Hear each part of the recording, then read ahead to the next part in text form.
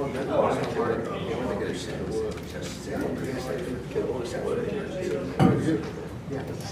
think it wasn't the focus. The other folks, no, we don't hold it.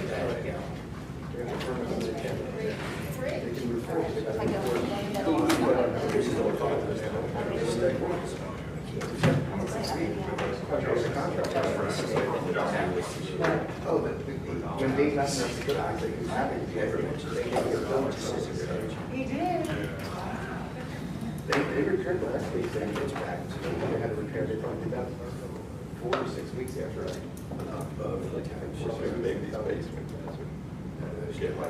This one's a little bigger than that one. Still. He was, they were gone,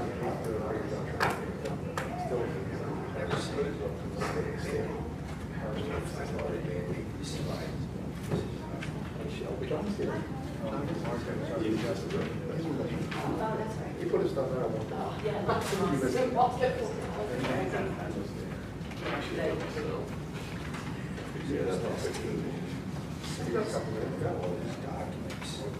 Old things he used to get as big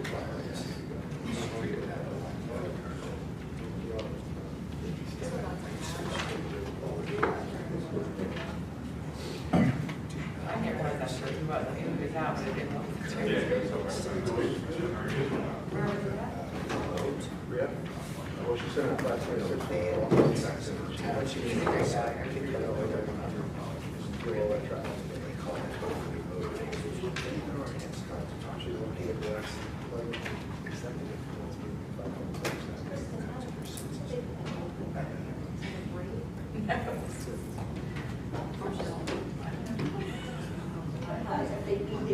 Yeah. I'm not. My kids told me when they did this, man, take it out. I said, watch me.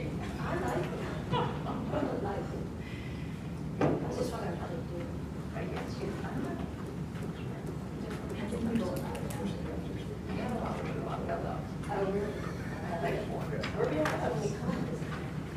She's not a big fan. Oh, you're talking how does They gave it different suggestions. Yeah, Gina sent over the stuff for tonight's meeting at 5:26. She said she's fine. Fine on what?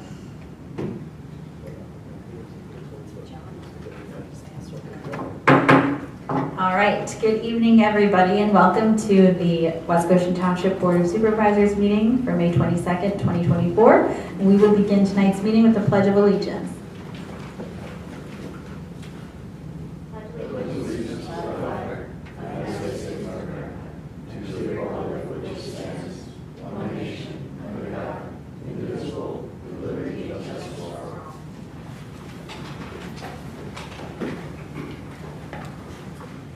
Okay, so a couple of announcements to start us off. This meeting may be audio and video recorded by third parties. We also have copies of the agenda at the back of the room if you want to grab one of those. Okay, and we're just going to jump into it now. Item number 3 is public comment. So does anybody in the audience have a question or a comment about something that's not on tonight's agenda? Yes, Mr. Golden, could you please come up?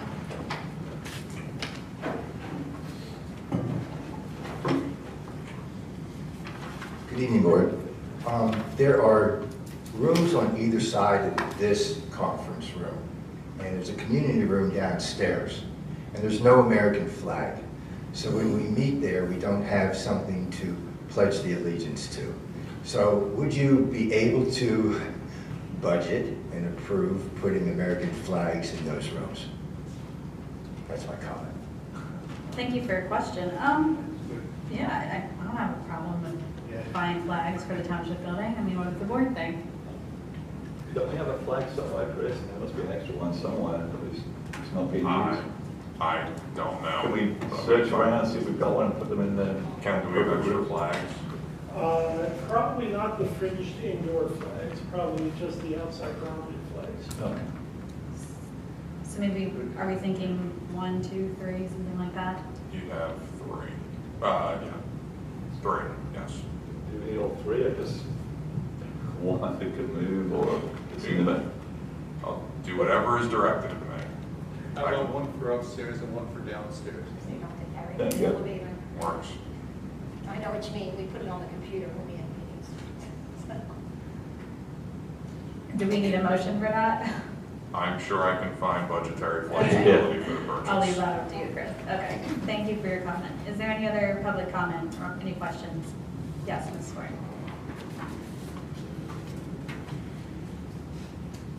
Hi, good evening, Margie Swart. Just wanted to stay on the Greystone issue. I believe I mentioned some of this information to the Planning Commission the other night, but until the final phase is approved, I just want to keep it at your forefront.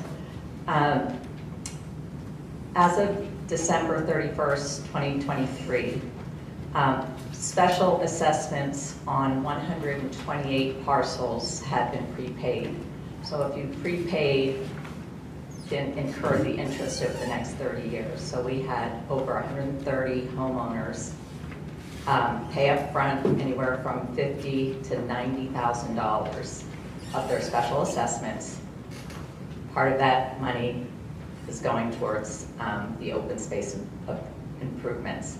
So I don't think it's fair for them that they have to wait probably another 2 years if the board continues to assert they're not going to receive or take dedication of the public lands until the roads in the community is finished. And again, that was part, I don't think anybody here in this room, including Ms. Camp, was at the meeting when the developers essentially promised in exchange for the approval of the NID, they would ensure that the parkland was turned over within 18 months, even if you extend that to 24 years, or 24 months, I could understand that. Again, those residents over there that did not prepay, they're collectively in 2023 paid $1.7 million in special assessments. That's on top of property taxes, on top of HOA. Again, they can't use this park system either. I have been over there the last probably 3 or 4 times. I've gone over there to run/walk a couple miles at a time. I have not been on the trails, but I've been on the asphalt that is adjacent or runs parallel with Aram Avenue. A couple of questions. I see there's doggy bags and trash cans. Are those the responsibility of the homeowners association to maintain and empty, or the township? They are currently they're the responsibility of the HOA. Okay, will they always be? Do you, have gone? I believe those ones will be the responsibility of the HOA. I think you're correct. And our own. So we'll maintain the ones in the park when that's ultimately dedicated, but the HOA would be responsible for whatever's on the street. Okay. I believe a couple of years ago when the developer was in this room, I did ask his permission if the public was able to walk or use those trails parallel to Aram Avenue, and he didn't see a problem with that. My question is, if the public is allowed to use the asphalt trail along Aram Avenue, what's the difference with the trails that will ultimately be the responsibility of the, actually, I guess the asphalt trail will be the responsibility of the HOA? Correct. And the other trail is the township. Okay, distinguished there.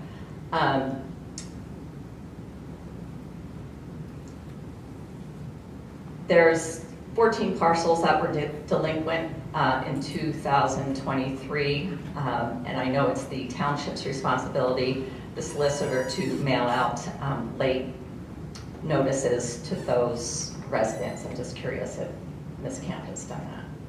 Yeah, Chris Yeah. sends me the list of like people who do that. Okay. That's all I have on the Greystone. I did just want to comment of 2 residents, caring residents, that over the last 10 years, annually, at least once a year, I always ask about the creation of a citizen budget oversight committee.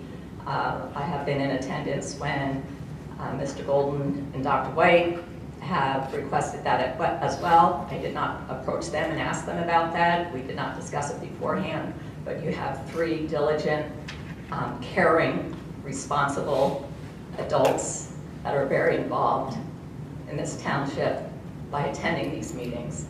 And I just don't understand why the board, whatever board I'm standing in front of, is so reluctant about having citizen input into the oversight of the expenses. Thank you. Thank you. Is there any other public comment or questions? Yes. Yeah, I'm confused by what you're saying, Mark, because I've been using the trails over there for the last 2 years, and with Oakland, nobody bothers you. There's a lot of residents back there, so I'm confused about why we keep bringing this up. The trails are available for use. Nobody's stopping you from using them back in there, correct? There's big signs that say private property and trespassing. At one time, they put cameras back there. They're gone. I mean, there's no fence up around it. You can't use it. I would love to be, can I use those trails? I think we have been, I think this board has been very clear about the status and the reasoning of why we have not accepted dedication of the park at this time. There's a lot of work that needs to be done. We have a huge checklist of items, and that's not our burden, that's the developer's burden. They need to ensure the safety and finish the job before we feel ready to take on the responsibility. That's been our position, that is our position.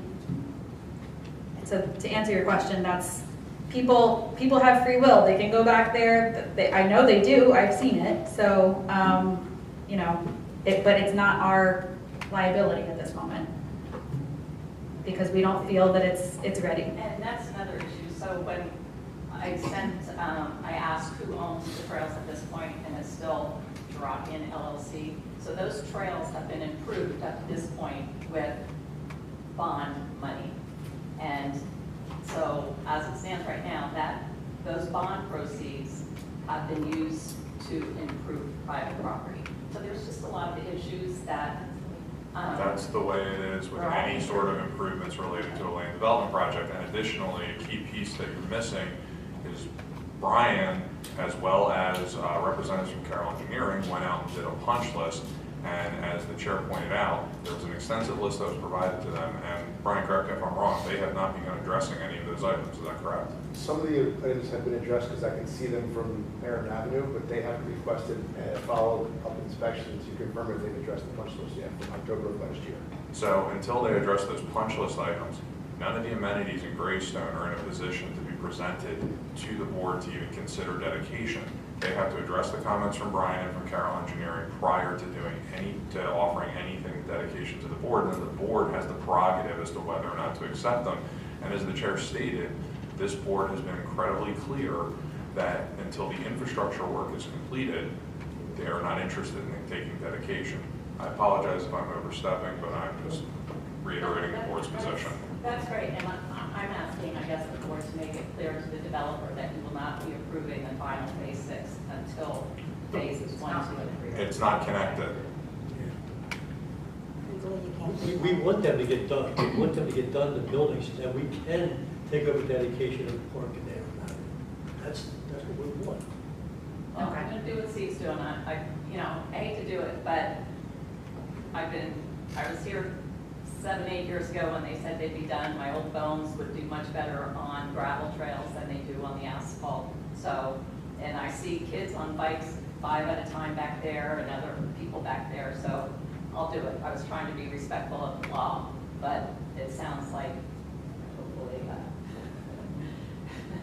You're taking on your own risks, Margie. Thank you. Yes, Dr. White.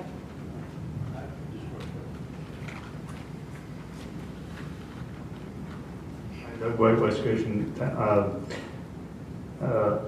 Just from a historical perspective, growing up, we used to go back there all the time. But during the 2000s, we were specifically told, don't go back there. They're hunting, and there's caretakers, and you'll get chased off. So, and of course, there were the posted signs.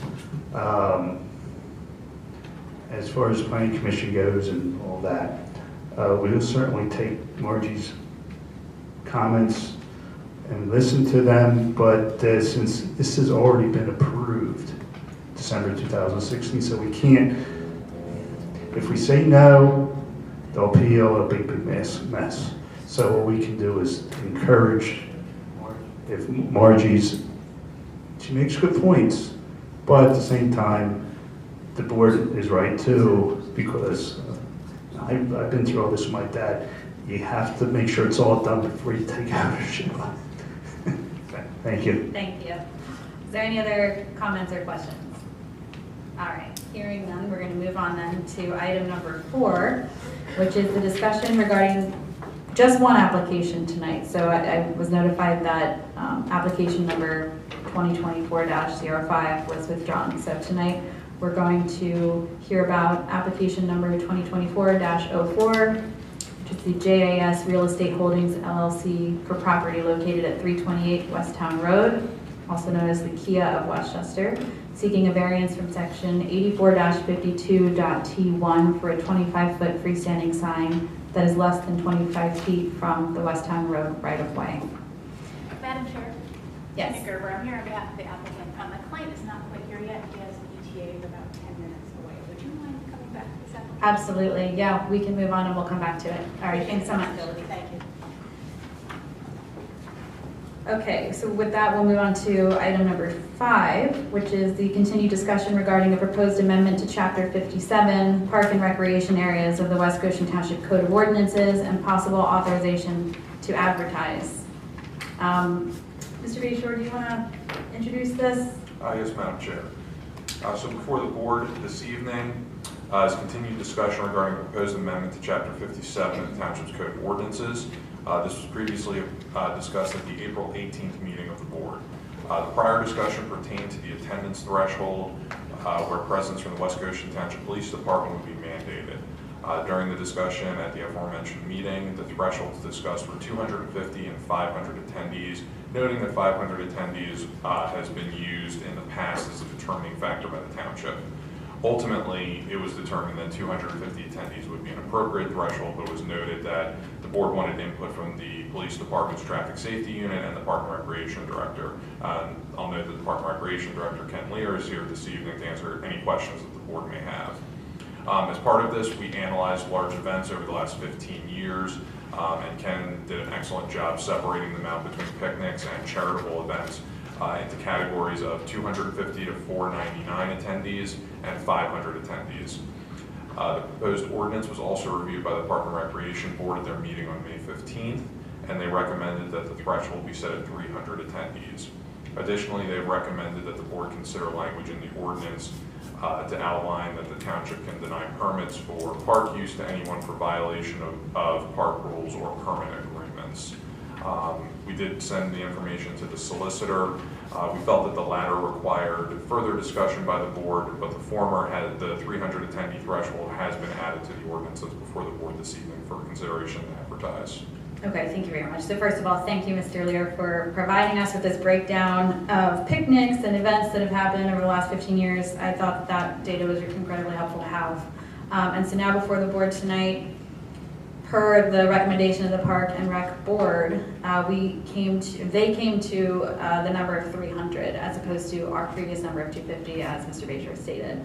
So I guess my first question for the board is, how do you feel about the number 300 being the threshold under which we would require a police presence? Well, can I ask a couple questions first? Should we get an estimate here for the cost for a police presence for a 4-hour event? I mean, what are we talking, Chief? What's the charge per hour for a police officer? Approximately 450, 3,500. Okay. And it's a minimum of how many hours, 3 hours? So if we're working for the township, we don't do minimum. Working for an outside agency, which this would be, it's fair. So we could be looking at, what's that, $450, for an event for just one police officer for a particular event? Would you ever use just one, or would you always use two for an event? Okay, so it's not set. So you would make that decision, that determination. And then my second question is this: if we had this requirement of 250 as the threshold, What effect do you think this might have upon the charitable organizations, you know, that utilize the park, particularly the ARC of Chester County and also the SPCA Walker Falls? They would have to have a police presence at those events. Well, I want to bring this up because this is actually in my notes to bring up. We just had an event the SPCA put on in the parking lot of the ice line. Am I correct, Ken? Well, no, it was at the community park. It was at the community park? Okay. I thought that there was an incident where police had to be called in anyway. Was that event? That was that event. I don't know the details when the park superintendent knows more about that than I do. But my understanding is they did have components, including axe throwing, and was it a beer garden that they set up? That's correct. Which is not legal on any park property. So essentially what occurred was they had a beer garden set up on the ice line parking lot, and people were taking alcohol from that beer garden over to the gazebo area. Right, because Iceline has a liquor license. Correct. They were able to set up in that parking lot, but they were obviously walking to the adjoining park. Correct. Now, I'm not saying that this happens with every event, but this is an example of an event that's maybe 250 to 300 people where police ended up being brought in to... And if you don't mind me just adding, to keep in mind, for charitable events, many of those are runs, which hire police anyway, because if they're going to be exceeding the park confines onto North Five Points Road, it is required that they have officers present. The ones that would be most effective would be the large events that ARC has. They do 2 events a year. One is a picnic, one is a walk around the park, where they don't use anything outside of West Goshen Community Park, and hence they don't bring in police officers. And plus, they also have the benefit of having their own parking lot to handle excess parking. Do we have any anything in our language? Because I thought that I remember like a nonprofit organization wants to rent out the pavilion or something at the park that they can file as a nonprofit and that the fees would be waived? Is that? No, we don't have anything like that for picnics. The only thing we have regarding nonprofits is that they are eligible for a charitable event permit. Those are only issued to nonprofit organizations. I had some, it's okay, Madam Chair? Yeah. Okay, on page 1, F4, I just wanted to change some things and suggest some language. After the sentence of time to time by resolution of the Board of Supervisors, I wanted to put in, and fee must be paid up front at the time of the application submittal, which would be for the police. And also I added, whenever required, sponsors procurement of police security shall be a condition of the permit's issuance. I also said, in addition, I took out and, the township will require a security deposit to ensure payment to also be paid up front rather than net. So both of them would be required. To go back to your first comment though, you want them to pay when they submit their application? Yes. You won't know when they submit their application how many police are needed.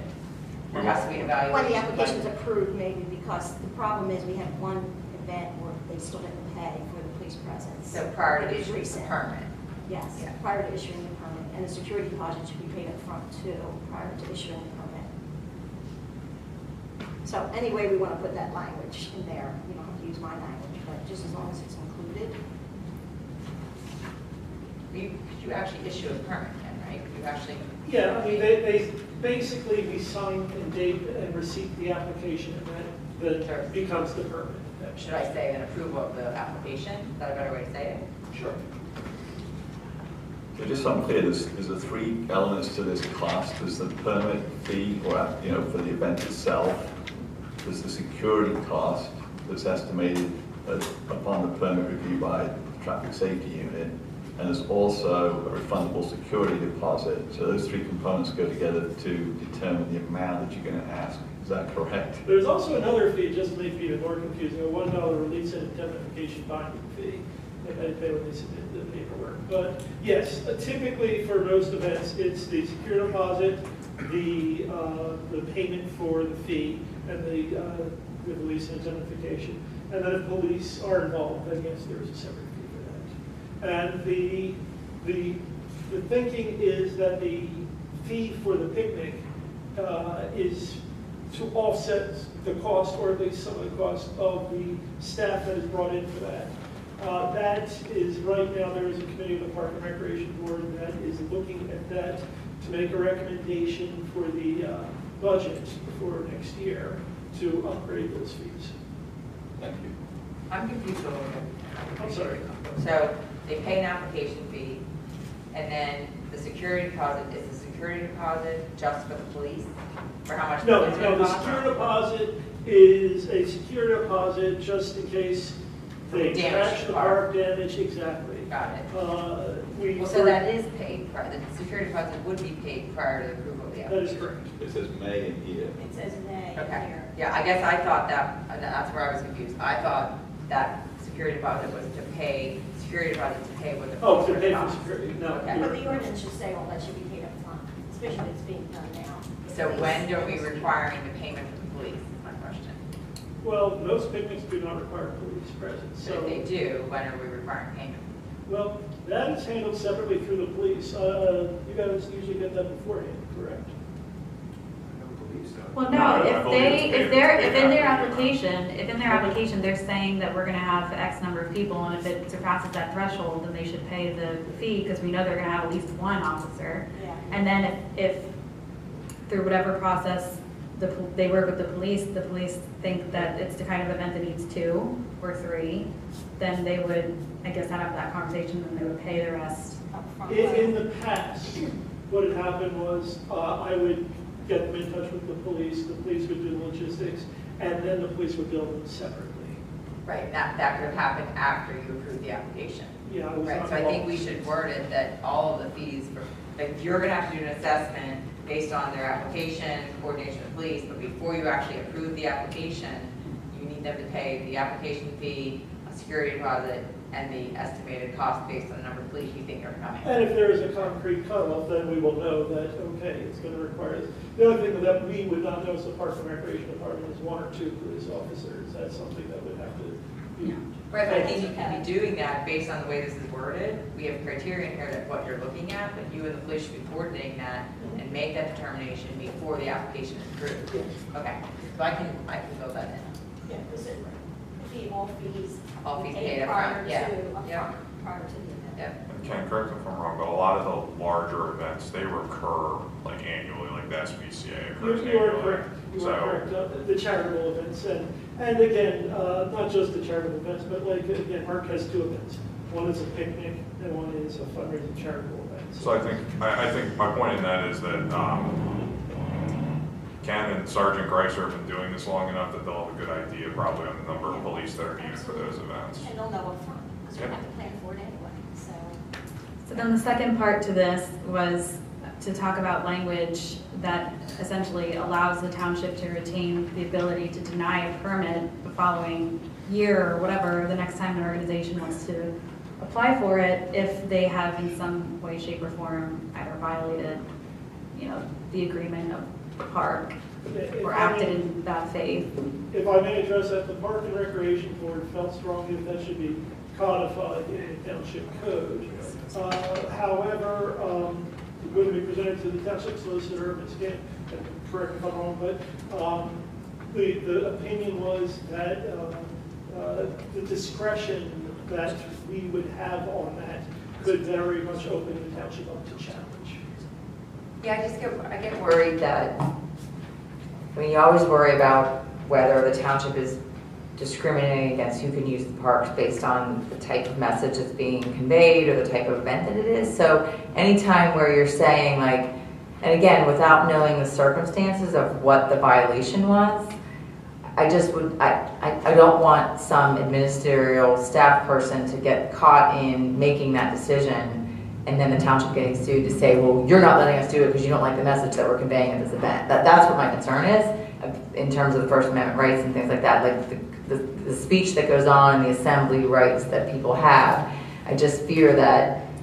No, it's a valid concern, Yeah. but then how do we prevent an organization that's come and held an event and left in a mess or brought alcohol or in some way, Yeah. like, Well, that's the other thing. Again, if an event, say this, I mean, I don't know if the people that are running these events are the same year to year, but, you know, say one organization, I'll give an example. I'm on a board now called Chester County Futures. Well, it's a whole new board now, so we may be more diligent in making sure we comply with the rules, but the fact that they didn't do it last year doesn't mean that this year we're not going to follow it. But I understand what you're saying. I do also think that there's language, and I went to look for it again. I felt like in Chapter 57 there was already, I mean, you have the ability to enforce Section 57-4. You can impose fines. If they violate any of the rules of Chapter 57 or any of the conditions of the permit, you can seek fines against them. I think that's actually And I mean, the way to do it. Yeah, So- but then they may not pay the fine, just like we're having right now. I don't feel comfortable not having the language in there.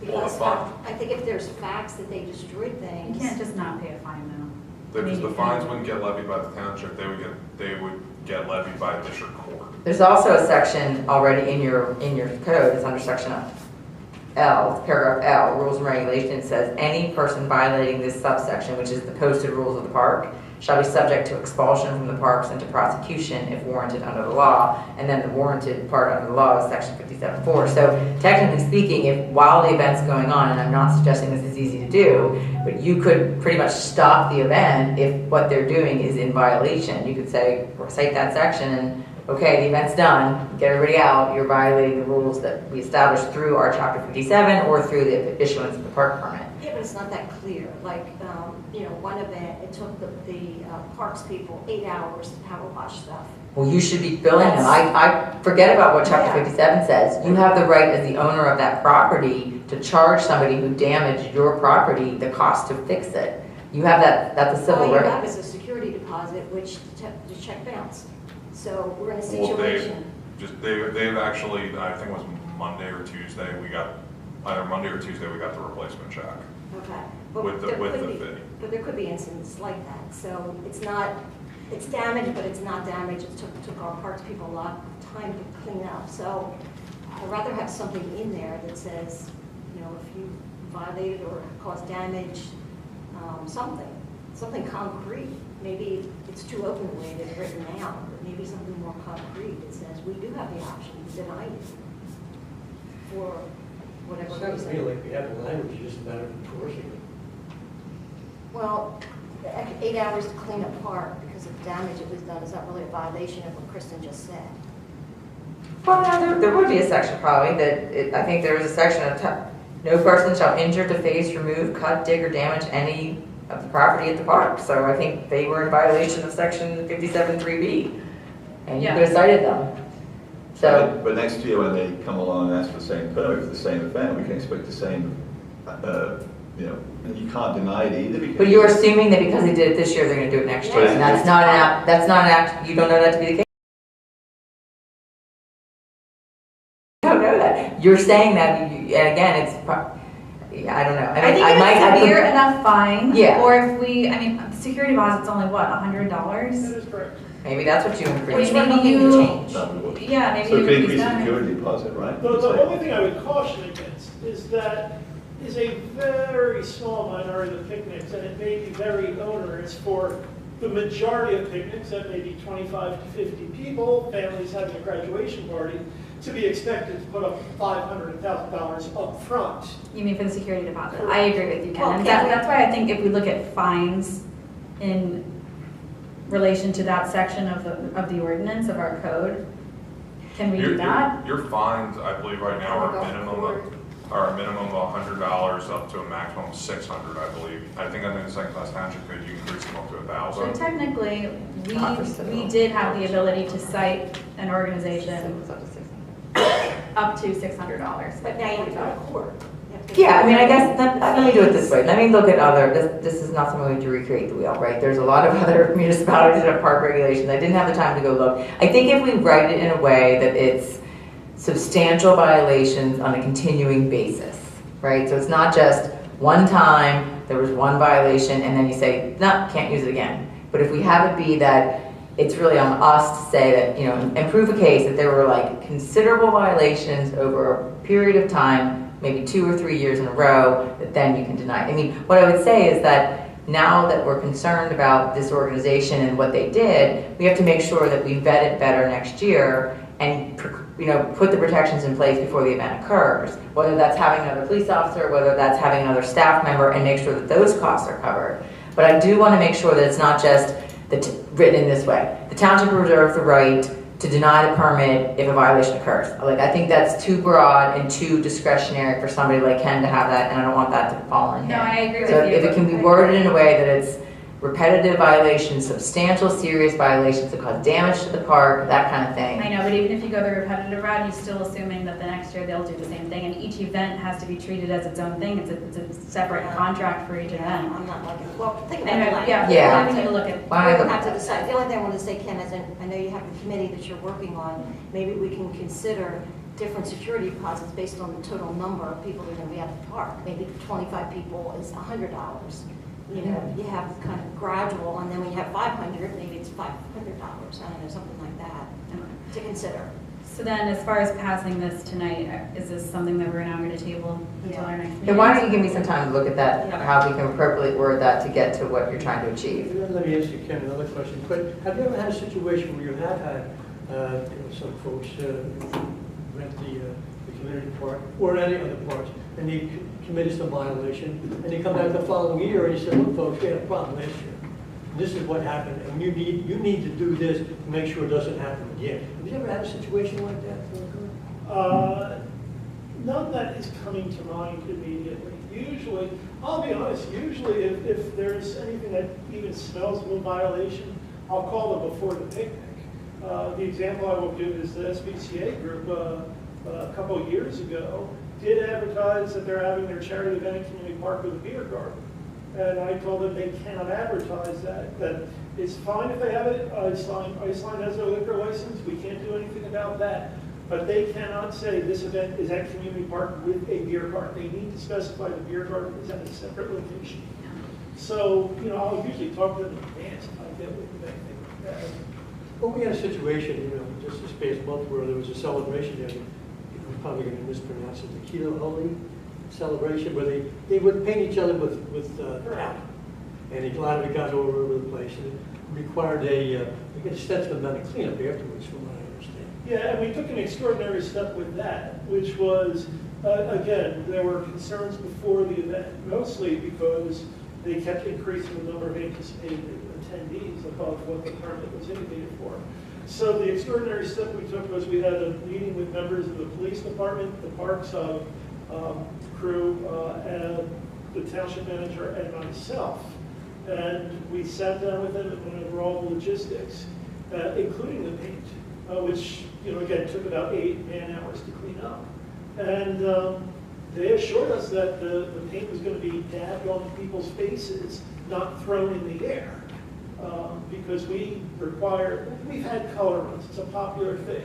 And we're familiar with the Hindu festival, that those events take place on grass, not on surfaces that need to be cleaned. And they said, no, don't worry, it's going to be applied to faces. It was, when I heard that it was thrown in the air, I even asked Chris, didn't they tell us that? Is my memory wrong? No, your memory was correct. Yeah, so we will meet with groups ahead of time or talk to groups, let them know if we get any inkling that, hey, something's going to be a little difficult, make sure that it's sneak it out ahead of time. Just didn't comply. Yeah. Okay. So we'll take a look at that. Yeah, We we'll can look at that. All right. Yes, Mr. Goldman. Sorry. Public comment on that, please. Yes. So, the day of the SPCA, this is a good case study. The day of the SPCA, by 10 a.m., there was not a single parking space in either the township property or Iceland. And they had multiple events booked, and I don't know how the township would assess the requirement for police if each little event might not have warranted a police, but altogether, there should have been at least 3 or 4 policemen there directing the mayhem that was going on with people still pouring into the parking lot. You had Iceland, which I think had a tournament. Apparently there's a beer garden somewhere there. Yeah, that's not an event though, and that's not a township event. In that region, you had Iceland, which I think had a tournament going on. Apparently they set up a beer garden. You had SBCA, who was doing a number of things with vendors and activities. I think they had a 1K, maybe a 3K walk, so they were walking. There was a little guys lacrosse tournament going on. There was a great band which drew people into the area, into the shell, to the entertainment shell. I think there might have also been either a baseball game going on early or about to set up, and there was not anybody directing traffic. People were pulling into everything and having to pull out.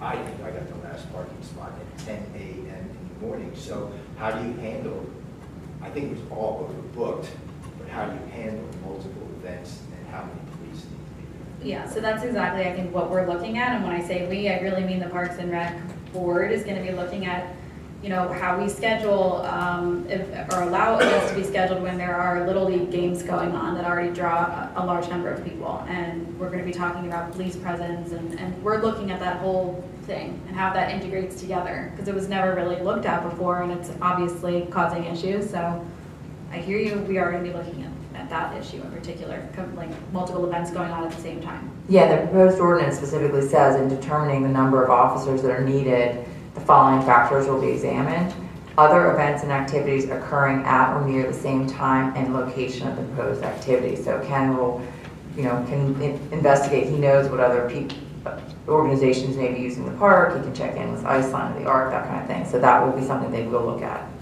or is proposed to look at, I should say. I think we set a record that day. Yeah, I was there. It was a lot. Okay, well, thank you for your comment. Okay, so we're going to go back to item number 4 now that you are ready, I assume. Thank you very much. I appreciate it. Yeah, the floor is yours. No, no worries. Why don't you guys come up with me?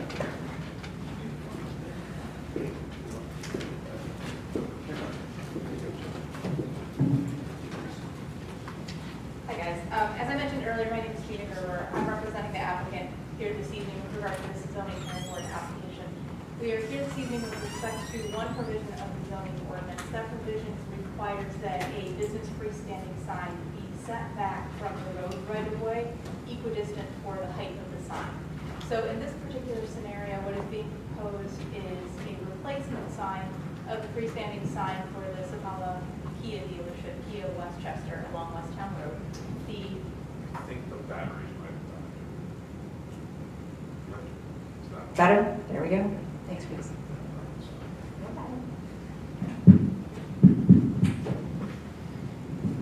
There we go. That should be a bit better. Thank you. So this is a replacement sign for the freestanding sign that's currently there. The sign that is proposed is 25 feet in height. I don't know how familiar you are with this area of the township, but the right-of-way for Westtown Road is 25 feet, which is a fairly significant right-of-way. So what we are proposing is to relocate the existing sign, which happens to be within the PennDOT right-of-way at this time, outside of the PennDOT right-of-way. Mind you, we are still seeking zoning relief because this proposed sign is going to be approximately 2 feet from the recognized PennDOT right-of-way. So just to put this into perspective, although this is a new sign, it is going to be shorter than what is already there. There is a 28-foot sign there at this time. It's also going to be narrower. The existing sign is a little over 10 feet, and this one is proposed to be about 8.5 feet wide. It is a totally new design, at least from my perspective. I think the aesthetic is much more modern and understated. What you have there now is a very large red and white sign. What is being proposed is something that is black and silver. It's going to make an impact without having the same color scheme. So it's going to be a lot more consistent with what people seem to appreciate aesthetically speaking at this point in time. But the relief we are requesting, as I mentioned, is with regard to the location of the sign. So this sign is compliant with the sign area requirements, but it is not 25 feet from the right-of-way of Westtown Road. Now I can tell you that if this sign were to be located 25 feet from the right-of-way of Westtown Road, it'd be fairly internal to this site. It'd be plopped in the middle of a parking area and certainly would not be visible from the roadway, which is the entire purpose of a freestanding business sign, in order to create some visibility for the use. So our hearing is currently scheduled for the 29th. We'll obviously provide testimony and exhibits at that time, but what you're seeing up on the screen here this evening is the proposed new sign and the existing sign. Okay, thank you. So you're saying the sign is within our regulations, our signage regulations? Yes. It conforms to it? Okay. Yes. I have a question. So how many feet is it from the edge of the cartway? Alex? So it's 5, this is Alex Barlow with Hal Engineering. It's 5 feet off the face of the curve currently, and we're proposing to move it 12.7 feet back off it at that point, Okay. which is about 2 Inward? feet No. closer to the site. Closer to the building. So it's Away going- from the it's cartway, away from the closer to cartway. the building, yeah. So it's gonna be in a better location. Yeah, so where it's going to straight. be 2 feet outside Closer of to the the building. right of way Okay. at that point. Yeah, so it's not that you're on the edge of the cartway, you're pretty far back from the cartway. Yeah. That's a, Yeah, unfortunately, your ordinance distance is from the Right, right of way right. of the road, and West Town's road right of way is pretty robust. This is a straight section of road. And that is my understanding. No curves or bends prior to it. That's correct. There is a hill, from what I understand, there's a bit of a grade change there that creates some visibility issues, which we'll be exploring with the zoning hearing board, which is part of the reason for this particular relief. But you're actually moving away from the corner. That is correct. I mean, we do not want that risk of having a sign within the PennDOT right of way. I think Shelby and I have both been scratching our heads to try and figure out how the existing sign ended up where it is. But it's not a scenario that we would prefer to perpetuate, so we're going to move it out of that area. Is it taller than what we allow? It is not higher necessarily. What it is it's not set back equidistant to the height of the sign. So if we were to Right. comply with this provision, I think the largest sign that we could get is somewhere in the 7-foot range, which is not going to do sufficient justice for being able to provide visibility for this site. And honestly, most of the dealerships in this area, which I understand to be several, you've got Scott Used Sales, you've got Scott and Sioka, and you've also got Faulkner, all have very large signs. I think the most recent one was maybe Sioka's, and I think that's 75 square feet. So what we're proposing here is much less than that. It just unfortunately is not able to be located 25 feet for the right of way and still provide the necessary visibility for business. Shelby, could you put that back up again? Yeah, I just wanted to point something out, and Alex and Gina, correct me if I'm wrong. So you have the West Town right of way, Yes. and then you have the current Kia sign, right? It's light Almost gray entirely. line, which is right here, and then their new proposed sign back here. Yes. This hashed thicker line is where the required setback would be for if they wanted to put the sign as installed. So this is where it's currently at, where they're proposed, and what would be required by code. All right. And that would put you in the parking lot, is that correct? That's correct. It would pretty much situate us right in the middle of the parking area for the Shelby, put the dealership. other one up The Google Earth image. Google, yeah. Okay, so it would be back where that white car is? I would say over there. Or behind this Probably, car. probably behind the black car Okay, would be a little more accurate. okay. And there's a little fall off there, so it's look at the set and how much room is there. So smaller sign, Further back. further back. Sounds good. So can I just talk about the size of the sign? Sure can, Mr. Walsh. So the size of the sign now, you're talking about the key, in terms of our requirements, is it just that Kia sign at the top that's considered the signage, or is it the plinth that holds it up too? I believe the sign face area is the area in which the logo is located. So with the new design, is the whole thing considered the sign area? It is, and Shelby, correct me if I'm wrong, but my understanding is just the area, if you drew a rectangle around the actual letters of Kia that are considered the sign face. Okay, thank you. Okay. So what's the board's overall feeling then on this application? Does the board want to take a position? Neutral. Leave it up to the zoning hearing board? Okay. We're going to take a neutral position. Thank you, I appreciate that so far. Thank you very much. Thanks for coming. Thank you. All right, moving on to item number 6, which is the continued discussion regarding a proposed amendment to the West Goshen Township subdivision and land development ordinance pertaining to electric vehicle charging stations. So this has been an ongoing discussion. At the April 9th meeting of the Planning Commission, there were concerns that the Planning Commission members had. I know that, I'm sorry, was it the May 14th? So it was the May 14th Planning Commission meeting, I'm sorry, where the members voted 8-1 not to recommend adoption of the EV ordinance. Those minutes are attached, you have them in your packet. So I guess I'm going to open it up to the board, just continue discussion around this ordinance, things that, concerns you might still have, changes you want to make. Yeah, there's maybe I just don't like it. There's changes, just a typo here. The section, page 2, new section 72-36.1, and then it's listed 72-36.2, so we just need to make that adjustment. And also just some language here to clear it up. This actually came from Mr. Alexander from the Sustainability Committee. Changed the wording from EV installed parking spaces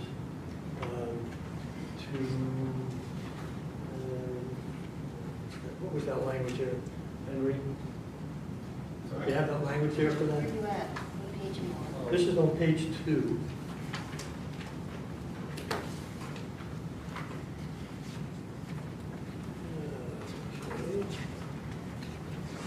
What section?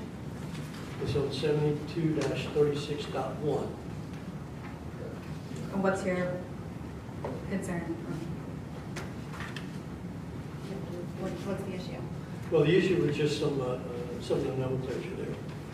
I'm trying to find it. Yeah, I think it's section 2A, electric vehicle standards. Henry suggested it say the required level of EV capable, then comma, then EV ready and EV installed. So it's an additional reference to the other definitions within the ordinance. Okay, so just a language change So in that language change. section, okay. It's just minor change. So I know that in speaking with the Sustainability Advisory Committee, we had many discussions about particularly single-family dwelling units in this ordinance. I'm looking at this, is that number 4 still in here, right? Yes, We haven't sure. stricken that yet. So there was a discussion about possibly dropping the single-family dwelling units from the ordinance and just proceeding with multi-family and commercial. Or, I guess, providing a, what's it called? Not a branch circuit, Raceway. conduit, the conduits, just the conduits. Just a raceway. Yeah, so I want to have a little bit of discussion about that and see how you guys feel. I mean, do you want to strike it completely? Would you be more open to just having the conduit language in there? Are you happy with the way it is? I would like to modify it to just specifically state that a raceway will be provided from the location of the electric panel board to wherever a vehicle will be parked at a single-family dwelling. I don't think, having listened to the conversation that we've had previously with the board, Mr. Goldman and others, and listening to the Planning Commission and the SAC views on this, I think we should change this to say that we could, or if you'd like, I'm going to just read some language down. Yeah. So it would say all subdivisions and land developments proposing the construction of a new single-family dwelling unit shall be constructed to provide, and then the language would change, and it would state to provide, constructed Provide a raceway. to provide in each of the new dwellings a dedicated electrical raceway from the location of the electrical panel board to a termination point close to vehicle parking.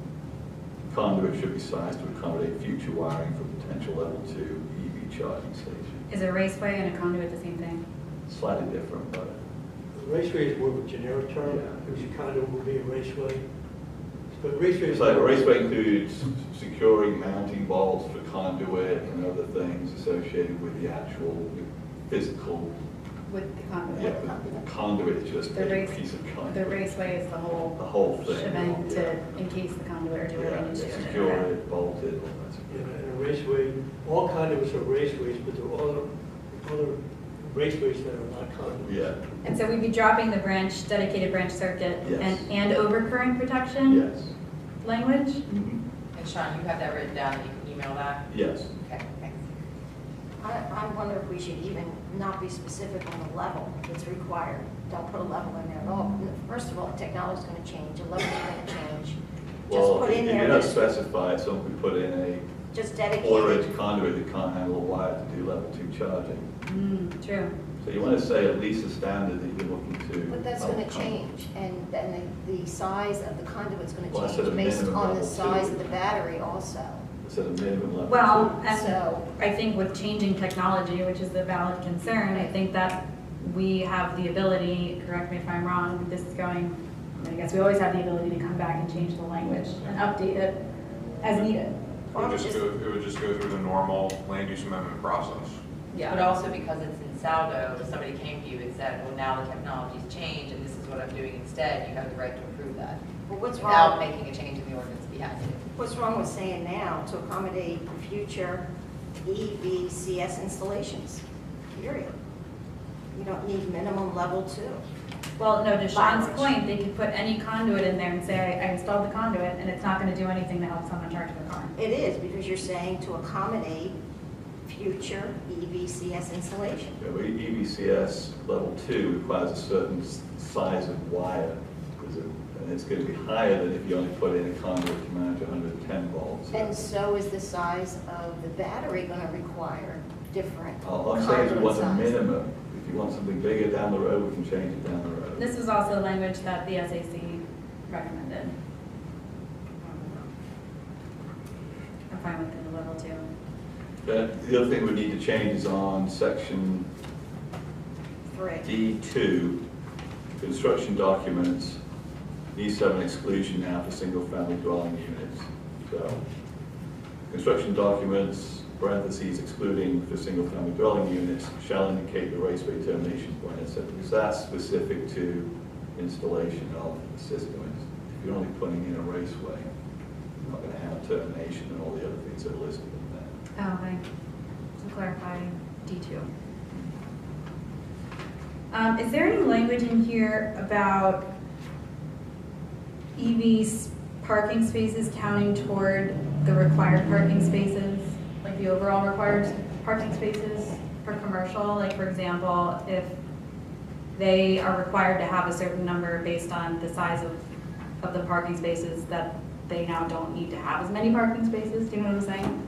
I was looking at White Marsh Township's language today, and they have that in the ordinance. I don't know if that's something that, This was As discussed sort of at the an- planning commission, but an incentive. it would be, our parking requirements in this township for the number of spaces required for a use are in the zoning ordinance. I know, yeah, I know. So you just want to make sure that I'm not sure I'm understanding.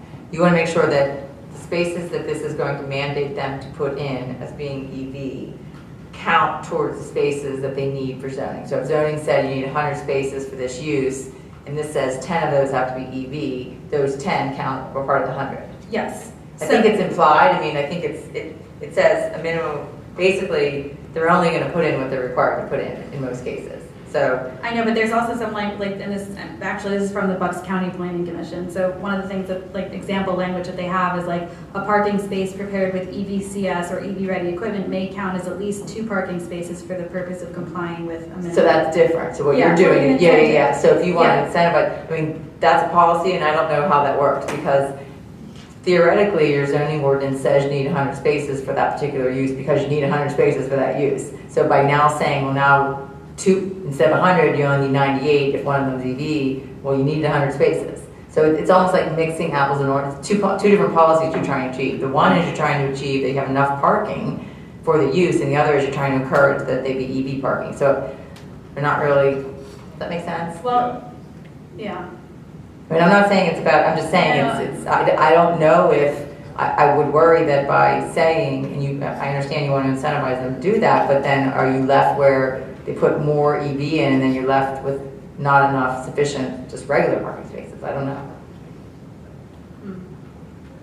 That's why I thought maybe, maybe an incentive, I wouldn't necessarily, one other idea could be that you could give them another incentive in another way, that if they can, I don't know what the incentive would be, but. Because if we're requiring this in our saldo, and if they, for whatever reason, if it's a commercial property owner, comes to us and says that they don't believe that they need to install it, and that's why we put it in our saldo, it'll come before us. I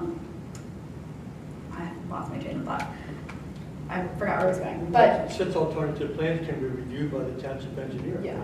And if appropriate, so then be reviewed and approved by the board, so there is some flexibility. Yeah. And you're looking at zoning requirements which have to be go through the variance process or be documented in zoning. You're trying to incentivize parking. Yeah. To incentivize, it's got to be incentivized In zoning. In zoning. You can't incentivize it in saldo because it's already in zoning as required. Right? That's how I understand it, yes. Okay. To incentivize it, we have to incentivize it in the zoning ordinance. Well, I don't know, I mean, I think the saldo can speak to.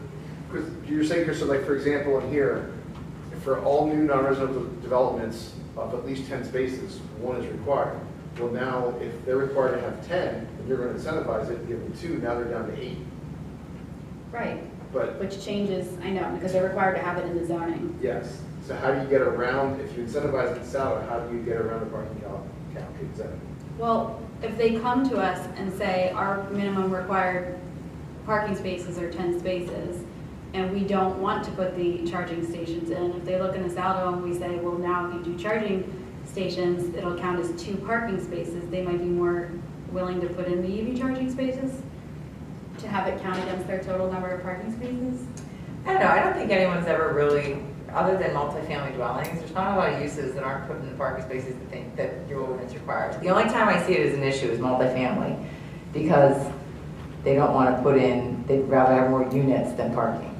Okay. So I don't think, I mean, you tell me if you guys disagree, I don't see developers saying, oh gosh, we can't put in the number of parking spaces that your ordinance requires. I mean, I guess we had that one application off of, but they were expanding the size of that one building, and they came and asked for less parking. Yeah. I don't know.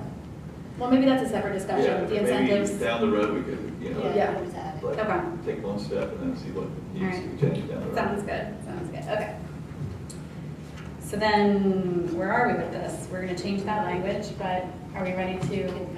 So one of the Yeah. comment that came back from both SEC and I think the Chester County Planning Commission review was, what the minimum should be.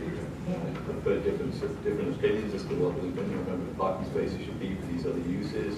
We're not talking residential, I'm talking about some of these other things. So I don't know what you think might be, whether what we have is reasonable or should be higher or not, but it's definitely something that seems to be quite a lot of opinions about.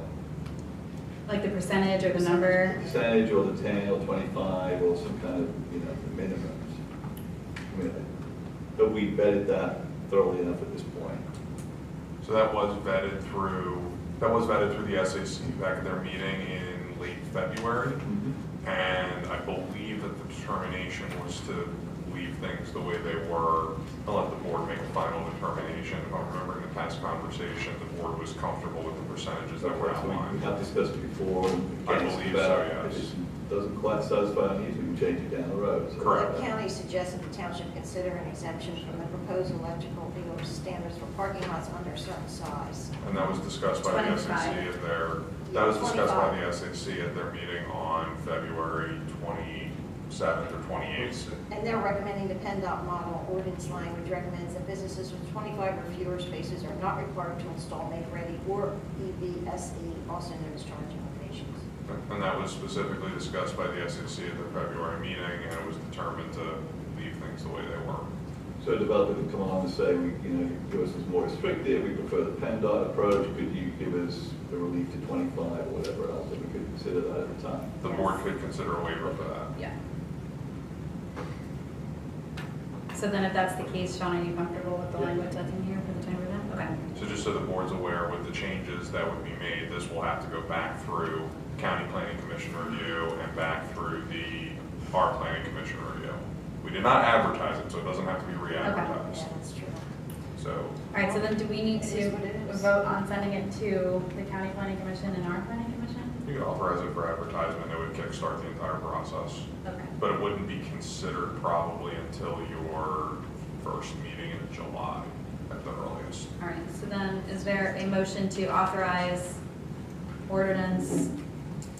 Didn't we already authorize this to be advertised? You're making Now we're change- making these changes, so we had to, okay. Yeah, and it has to, and like I said, nothing's been advertised yet, so we haven't incurred any of the advertising costs at this time. All right, so then is there a motion to advertise the electric vehicle charging ordinance With the changes I just. with the changes that were discussed that Sean, yes? I'll make that motion. I'll second. Okay. Is there any public comment or questions on the motion? Yes, Mr. Goldman.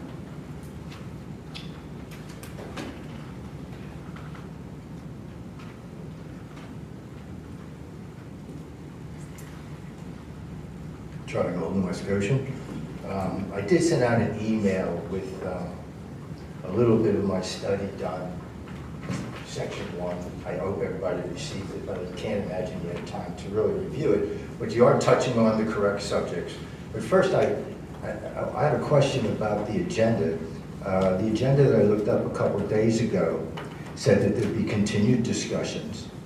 But it doesn't say public hearing and possible approval. It doesn't say discussion and possible approval. There was no hearing, there was no approval, there was no vote. This is just to send it back to the county planning commission and to your planning commission. We have to actually advertise it for 2 consecutive weeks before we actually hold a public hearing. So some of the meetings that you've seen me do, I'll open the hearing and I'll go through a list of exhibits. And one is like proof of publication, that I send off to the daily local, that kind of thing. So this was just discussion about whether we want to get to that step. And knowing, and after the April 9th planning commission meeting, knowing that there was going to be additional discussion, I asked Ms. Camp not to advertise anything. Okay, thank you. Great explanation. I just didn't know that procedure. Okay, so I'm not going to read through this whole thing, but it was exhaustive, but I read as much as possible. I looked at all the references. I listened to the our local planning commission. I think they're great people, down-to-earth people. But things that just jump off the page on this subject is I can't find any building code, international, local, state. I can't find any municipal planning documents that say mandates. They use language like encourage, promote, guiding objectives, grants, rebates. Mandating crosses the line. That was my very first comment back in August or September, I believe. And I'm still going to hold to that mandates cross the line. I don't think these codes, or I should say the present documents, have crossed that line. And for a local township to then cross that line and start to mandate something, I think that's wrong. I think that's just wrong, mandating. The proposed code changes in 2021, which is why we're still using 2018, have been challenged by the Department of Labor and Industry because they got caught not allowing DLI to evaluate the cost versus benefit of these changes. And EV stations, EV parking stations was part of that list that never received proper DLI review. I don't know how we do an end around, my words, sorry, do an end around from the building codes still evaluating EV station charge, EV charging stations, while it's still caught up at that level. I think it's best, just be real short here, I think it's best to wait for the building codes to complete that evaluation, the cost versus benefit, implement it into our building codes, which is where it belongs. You're setting precedent that I can see putting electrical requirements into our saldo. I can't find anything in the saldo that addresses electrical. And basically, I think you should wait. I think the SEC is doing a phenomenal job, but when you look back at the origins of the language for electrical vehicle charging, it is very prescriptive. The how-tos are missing in our Saldo proposed language. That goes back to the 2021 electrical vehicle and building codes. And that's what's being evaluated at a much higher level by people who are professionals, people who carry the insurances required to make those decisions.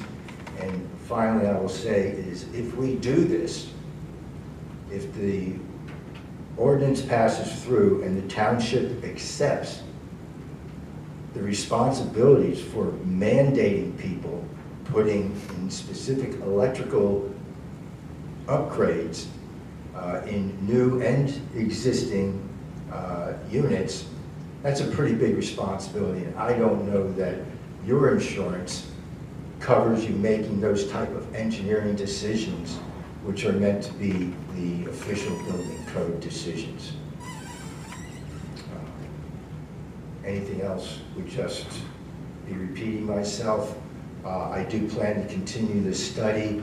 That was section 1 that I sent out today. Section 2 will be on equity and the inequity of mandating electric vehicle charging stations or equipment. Doesn't seem fair in general, doesn't seem fair to those people who don't want electric vehicles for many different reasons, don't want the hazards, the potential hazards associated to that in their multifamily homes or homes. And as I understand, the Planning Commission did not even like mandates with regard to businesses as well.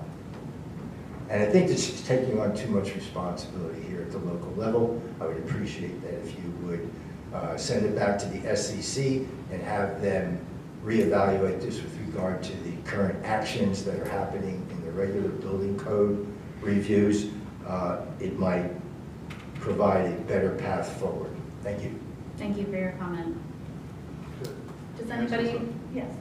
Yeah, I just want to make sure that we're clear. This does not pertain to already existing structures, correct? That's correct. That's correct. Okay, so we're not going to be asking anybody to go back after they're living in their house to put in a EV charging station or an apartment building or an already existing business. That's correct. This is only for new subdivisions and new land developments. This would only come into play when somebody applies for a subdivision or submits a subdivision or land development application under the Township Subdivision Land Development Ordinance as required. Thank you. All right. Yes, Ms. Swart.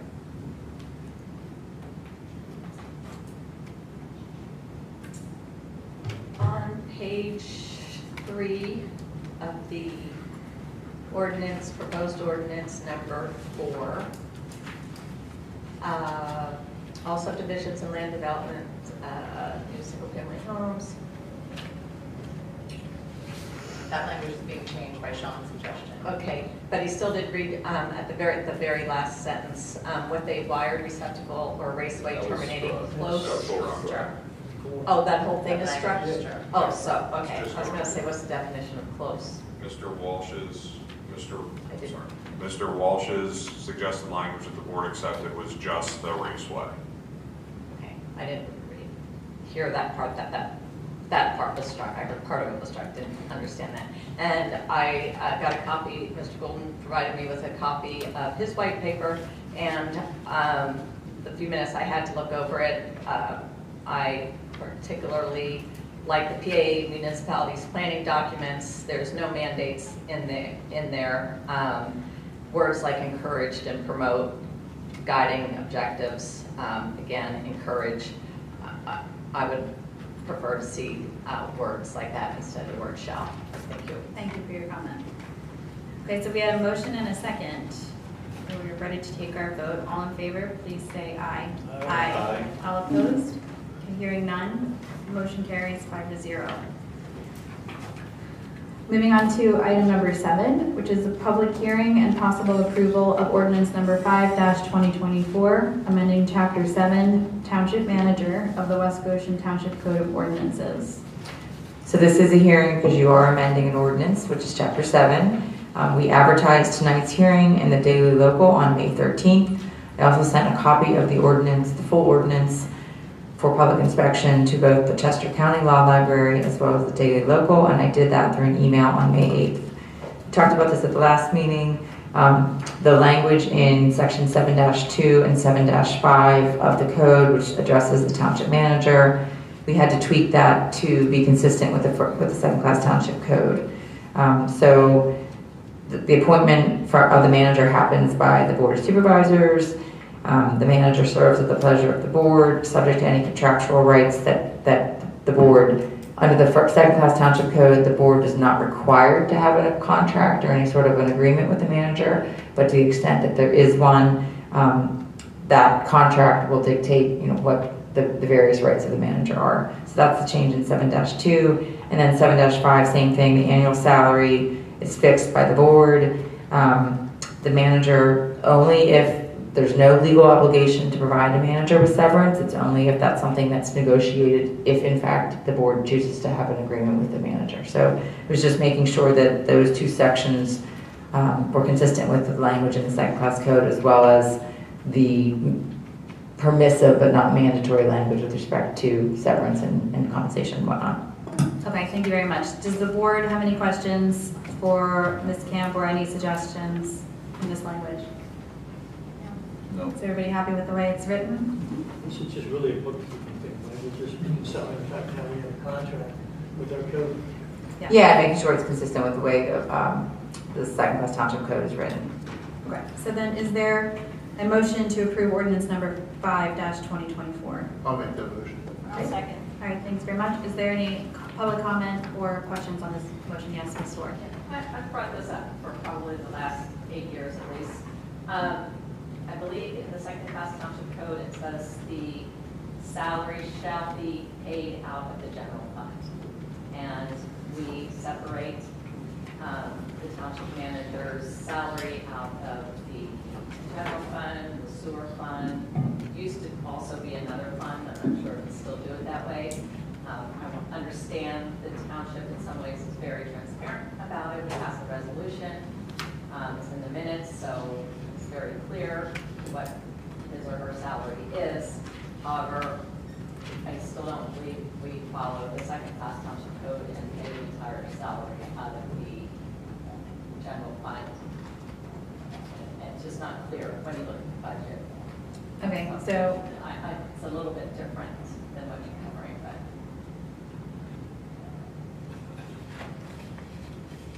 We're checking on it. Yeah, I mean, I guess the township's position is that to the extent that the manager is performing functions relating to the sewer authority, for example, he's acting in a capacity that relates to the sewer authority. I don't know. I mean, it does say that the township manager shall give, hold on, I just read it. Compensation shall be set by resolution and paid out of the general fund. So it's not the authority, it's just the sewer operations part of public works. It's our sewer fund within the township, not the sewer authority. So I don't know. I mean, this might be a question for Christine. I don't know how long this has been going on. It's not uncommon. I'm sure it's not, and I don't think that there's actually. Okay.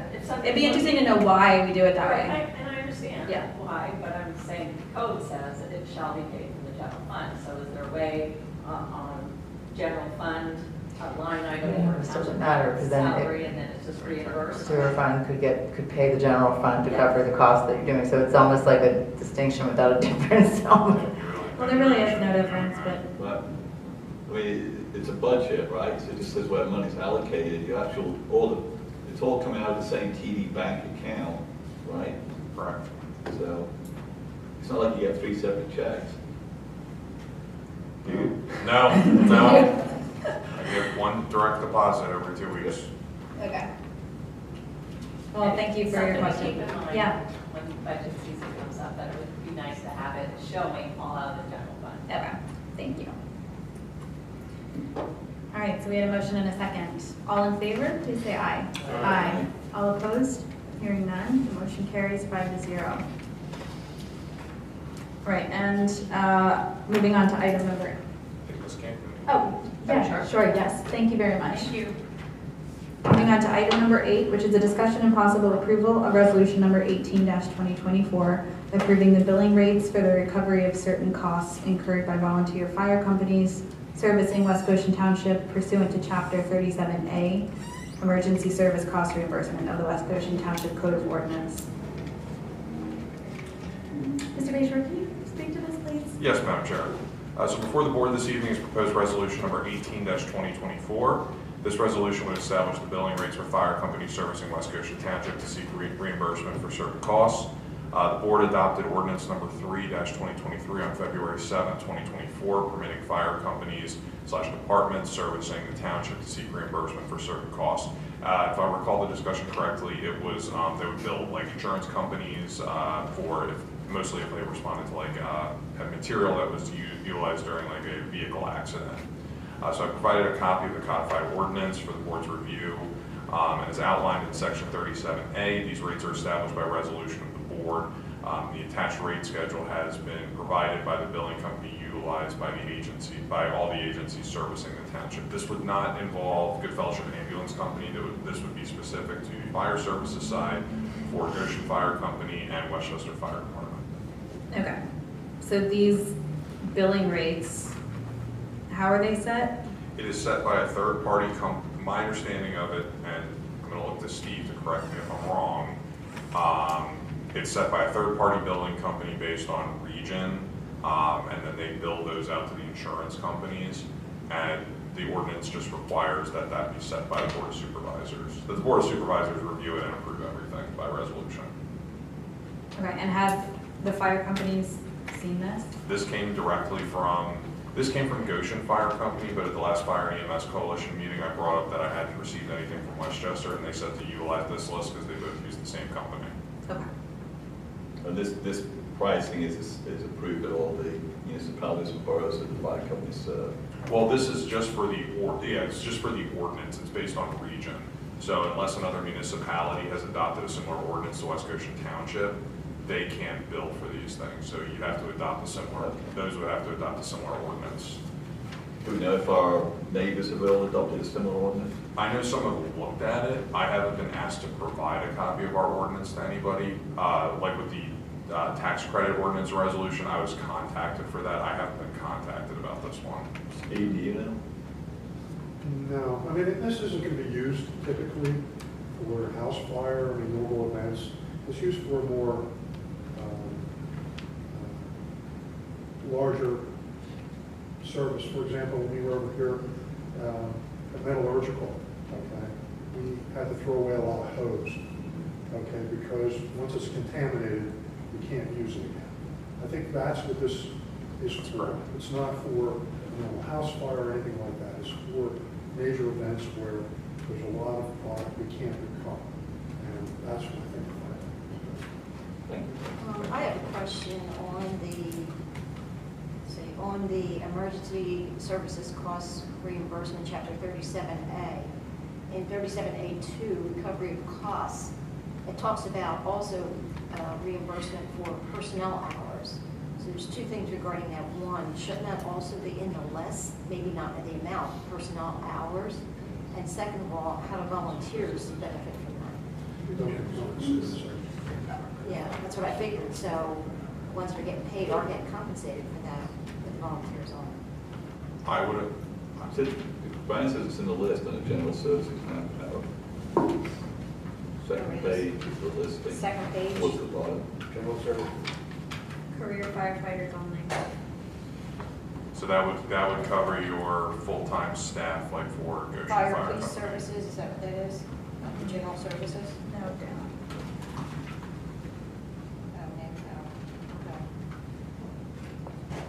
So that would cover your paid staff, such as what Goshen Fire Company has, but unfortunately it wouldn't cover Westchester Fire Department.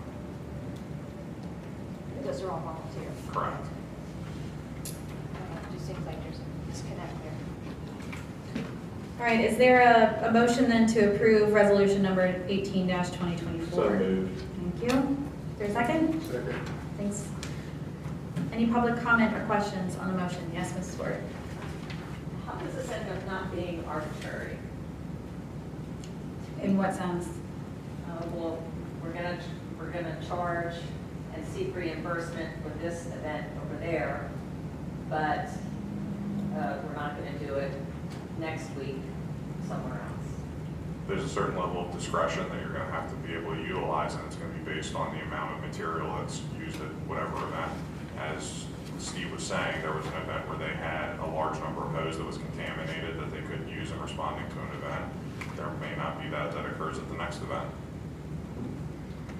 And also to be clear that this resolution is only giving the authority to recover these costs from the fire department service areas from the applicable insurance account, not from the owner. Any other questions? What's a portable pond? Hmm? I'm just curious what a portable pond is. Whipple Pond, Yeah. we use that with a tanker. Basically, it holds about 3,000 gallons of water. We don't fill into that. We get more water, come back and up on it. It's a big piece of, it's like plastic swimming pool. So if there's no fire hydrant accessible or working, then portable pond. Thank you. All right, so then let's take our vote. All in favor, please say aye. Aye. All opposed? Hearing none, motion carries 5-0. Item number 9 is the discussion and possible approval of resolution number 19-2024, supporting the Pennsylvania Commission for the United States of America's semi-quincentennial America 250 PA celebration. So, I don't know, as I know, probably many of you know, we have our, what is it? Quicentennial? Semi-quincentennial Madam America's Chair, birthday. that was the first time I ever saw that word. It's hard to pronounce, coming up in 2026. But, you know, the nation, the state, the county, and municipalities are beginning to prepare for this celebration now, actually. And so one of the ways that we can jump on board with this effort is to adopt this resolution that's been circulated throughout Chester County and sort of commit to being part of that process and supporting that process. I will tell you, I met with CATO, which is the Chester County Association of Township Officials, this morning, as well as our commissioners, to talk more about this effort. And there's going to be a lot of planning going into it, but people are excited about it. And some other townships have already passed the resolution, and some are putting it on their agenda to pass fairly soon. So, does the board have any questions or comments about the resolution itself? No? Okay. Then would somebody like to make a motion to adopt resolution number 19-2024? I'll second. All right, thank you very much. Are there any questions or comments from the public? Yes, Dr. White. What's it cost? Hmm? What's the cost? The cost for what? Is it financial support or just general support? No, it's not financial support. It's sort of just recognizing and supporting the effort. Although I will ask Mr. Woolman, I know, do you want to speak to anything the Historical Commission is doing? Dr. White can also speak to it.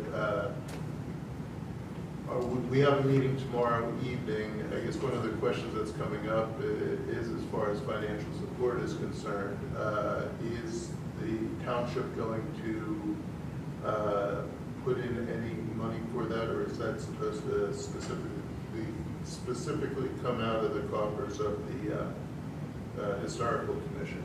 So that's something that we have to discuss. Okay. Yeah, I'm not saying we should not do anything financial, it's just that if it is, how much, we'll talk about it, what. Yeah.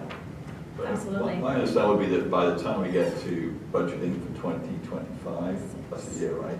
26. 26. Yeah. Yeah. So that's a year away, over a year away. We'll have a good handle as to how many events that are going on that West Goshen could support, either through resources or contribute to, what might be being held in our park, where we might need to provide support from resources such as the police, etc. So we should be able to budget in advance the support of this initiative, but for now it's just saying that we want to be involved. Yes, that we support the effort, correct. Okay. All right, then all in favor, please say aye. Aye. All opposed? Hearing none, motion carries 5-0. Moving on to item number 10, which is reports for the month of April 2024, and we will begin with Chief Michael Carroll. Thank you. Report from the police department for April 2024, we responded to 2,130 calls for service. 34 of those were alarms and 1 was found to be valid. 55 of those were accidents and 15 of those accidents were reportable accidents. We drove a total of 20,791 miles. We performed extra traffic duty on Goshen Road, Grove Road, South High Street, Route 322 bypass, Snyder Avenue, and Bailey Pike, Spruce Avenue, Taylorsville Road, and South Mile Street. And besides our normal monthly trainings, we did almost completed the department spring range training. Sergeant Brycer, Officer Ash, and Officer Virgilio attended a Trimble Quick Response Solution. So Trimble is what they use to map out bad accidents. Officer May attended Top Gun Undercover Drug School. Officer Virgilio attended an FBI Leader School, which is a leadership school. Officer Greider attended Police Mobile for Public Safety, so it's one of the in-car computer system. This is new here. Officer Kenna attended a search and seizure training. Dispatcher DiGiacomo attended JNet Terminal Agency Coordinator as part of her extra duties. And Officers Greider and Hoover attended ASP training. Of those alarms that I just reported, 3 were the 4th violation of the year, and there was nothing higher than that. And still, because we're early in the year. We provided 24 assists to other agencies for a total of about over 14 and a half hours, and we received 21 assists from other agencies. And we also have Coffee with a Cop coming up on June 1st at the Wawa 1050 Westchester Pike. That'll be from 8 to 11 in the morning. And we've scheduled our junior gumption camps for the kids this summer. They will begin it'll be the week of June 24th, July 8th, and June 29th. And anyone can sign up now by emailing Officer Myers. So that's the report for the police department. And my son is all signed up for the junior gumshoe camp, and we're excited. Okay, any questions for the chief? I had one question. The cars that have the highest mileage on it, they just patrol, what department is that? That would have like car 5247, 5253, are they the patrol cars that are putting the most mileage? I'm just curious as to what department. So I would, but I have to get to that page and then I'm going to give you an educated guess because there's a lot of cars. Yeah, I know. Which ones were you asking about? 50? Like 5247, that had the most. So I don't know specifically which, it is a patrol car, I don't know which patrol car, but we've, especially lately, we've been averaging 2 cars at a time down for mechanical reasons and waiting on parts. Oh, so when cars go down, we have got to jump in other cars and that car gets used a lot more than normal. Okay, all right, thanks. How's the EV vehicle, the Ford Mach-E working out for? Well, it's still parked. The So parts, still because hasn't it's happened new, yet? the parts aren't in yet for it, so we don't expect that to get outfitted for July. Chief, I have a question on the assist proms for DUIs. Is that assist prom at the time of the DUI stop and incident itself, or is it kind of a follow-up related to information associated with the individual? So that's most likely at the time of the stop and the incident. I can't think of many DUIs that require a lot of follow-up from other agencies afterwards. So what would require us to get help from another PD for a DUI that? If our other officers are busy, which happens a lot. So we would do everything we could not to do a DUI by yourself. And if you're only working with 3 people and the other 2 are on another call, we ask someone to come help us. Got it, thank you. Question, I noticed the alarms have decreased almost by half. Do you think maybe that's due to our fee schedule, billing? Well, I would Or is certainly. it too soon to make that call? I don't know. That's Yeah, really I hard get to- that question for a long time with Yeah. John. We went from last month 60 alarms, and now we're down to 34. So I guess it's just too soon to say it's a trend. I think it's too soon to say it's a trend. Well, how about the Dalton place? Looks like they doubled. Yeah, they've increased. Increased almost by twice the amount. prior month. Any reason why? Is it just seasonal or? I'm gonna go with summertime, but that's just me. Yeah. Again, no trend that could be established here? Okay. I was also looking at the alarms. It looks like the Metropolitan Center had 3 alarms within April 14th and 28th. Is that something that's We have holiday? several housing units there, many housing units Oh, there. okay, that's why. There's nothing on the system that would be corrected to include that. So I don't know if they're all in the same unit or not, but certainly, if there is, they should get the message quickly with the fees that would be following. Yeah. And along that line, all of the accounts we turned over to Crystal for follow-up because we weren't getting payment have been settled. Okay. Yes, Dr. White?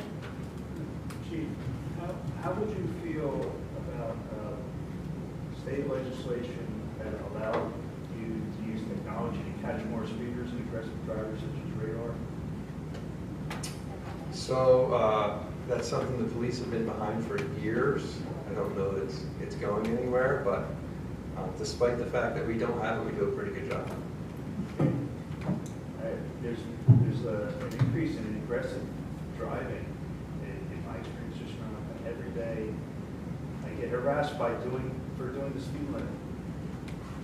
I mean, tailgating. I don't know. Is there something wrong with doing the speed limit? Yes. There's nothing wrong with doing the speed limit. It's too slow. That's my official position. Good.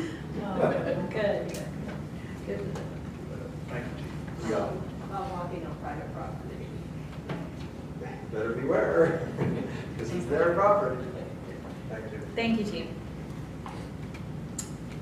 What are we on? That was it, right? Just the Chief? Okay. Supervisor 11. Yes, item number 11, which is the Board of Supervisors announcements. I'm going to start to my right tonight with Mr. Walsh. Do you have any announcements? I just want, I participated in the Township SAC's Hamlet Crest Park tree planting event on April 27th. Thank you very much, Mr. Hellman. Saturday, April 20th, I attended the Kilo Holiday Celebration in West Goshen Community Park.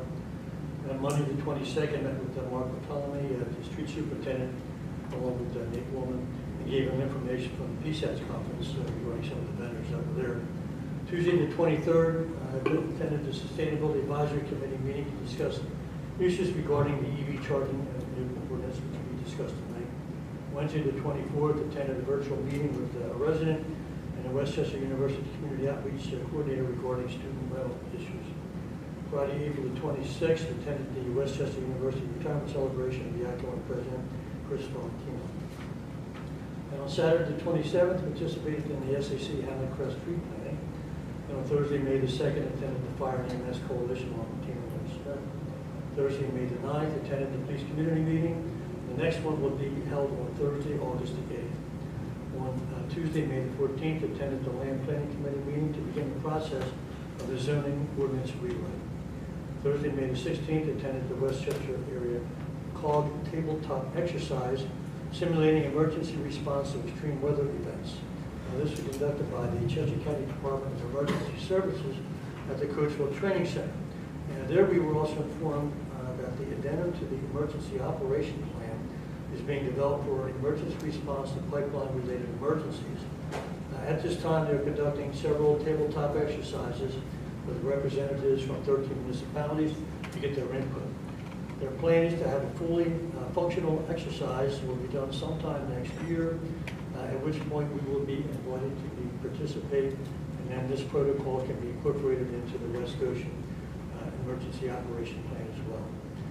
Today we met, Tina May Smith and I, with the Lieutenant Matt Valentino for our monthly police liaison meeting. That concludes my Okay, thank you, Mr. Hellman. Mr. Woolman? All right, April 22nd, I also was at the meeting with the Streets Department along with Mr. Hellman and Mark Bertolami.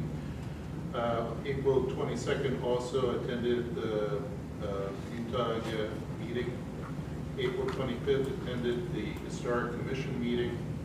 April 26th, attended Dr. Fiorentino's retirement ceremony.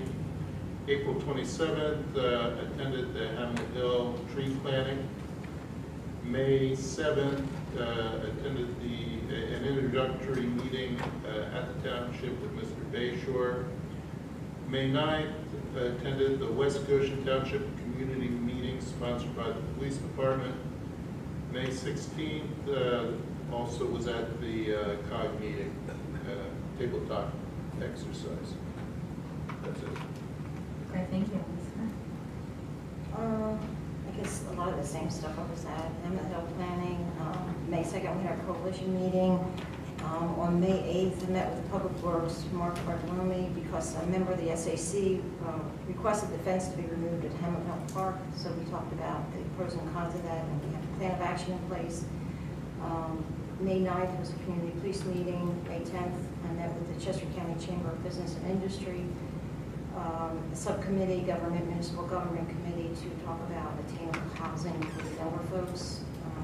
Also on May 15th, I attended the Senior Center Health Expo. I was asked to attend that, where I had a table and I handed out a lot of the postcards for Chesco and Whiteboard Connect and for the alerts, and answered a lot of questions from the seniors that they had regarding the township and what was happening, and actually signed up a large number of seniors that were there for the Chesco and Whiteboard Connect.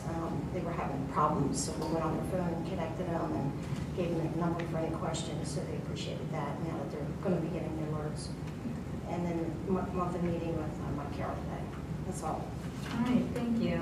A lot of the same things, I'm not going to repeat them, but I do have to announce that we met in executive sessions on May 1st, May 2nd, as well as today, May 22nd.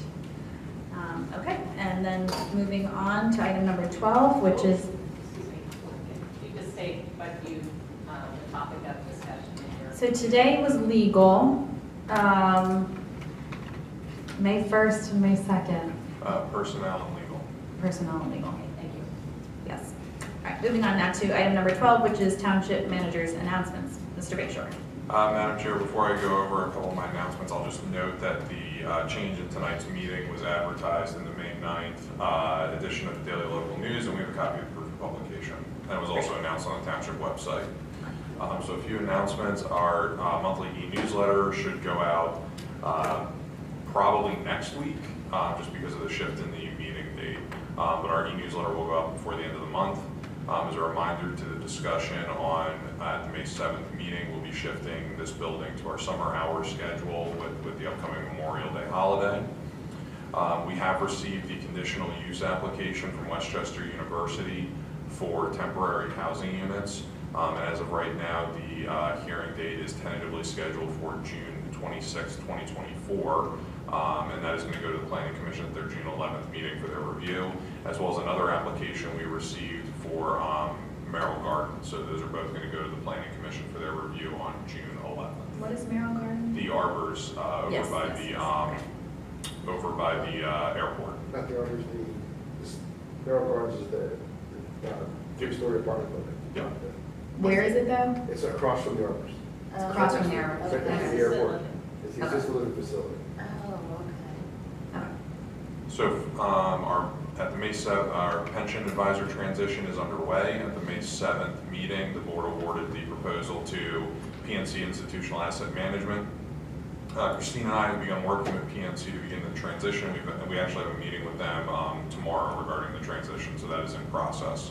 And we're pretty confident we're going to hit that June 13th deadline with Vanguard.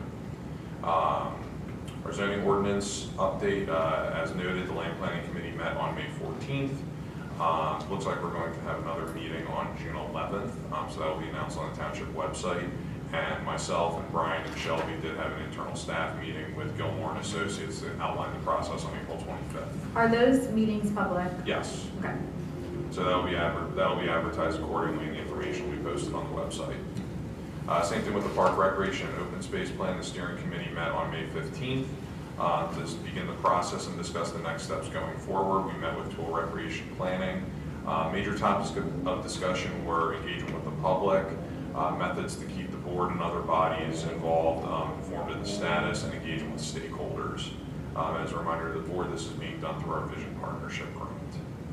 The sale of our surplus items is going through Wednesday, May 20th and 29th, and they have been receiving a lot of activity.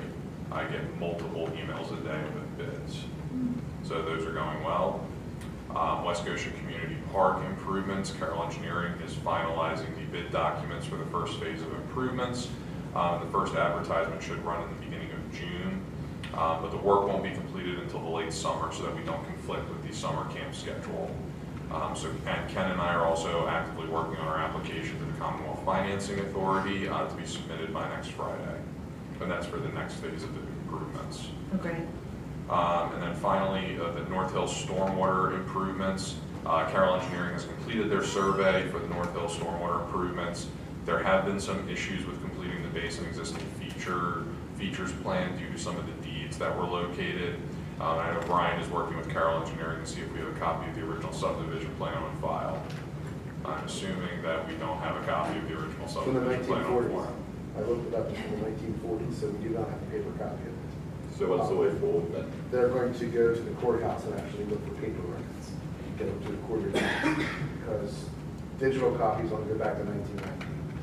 Everything is still there, but you have to go through the books and look for it.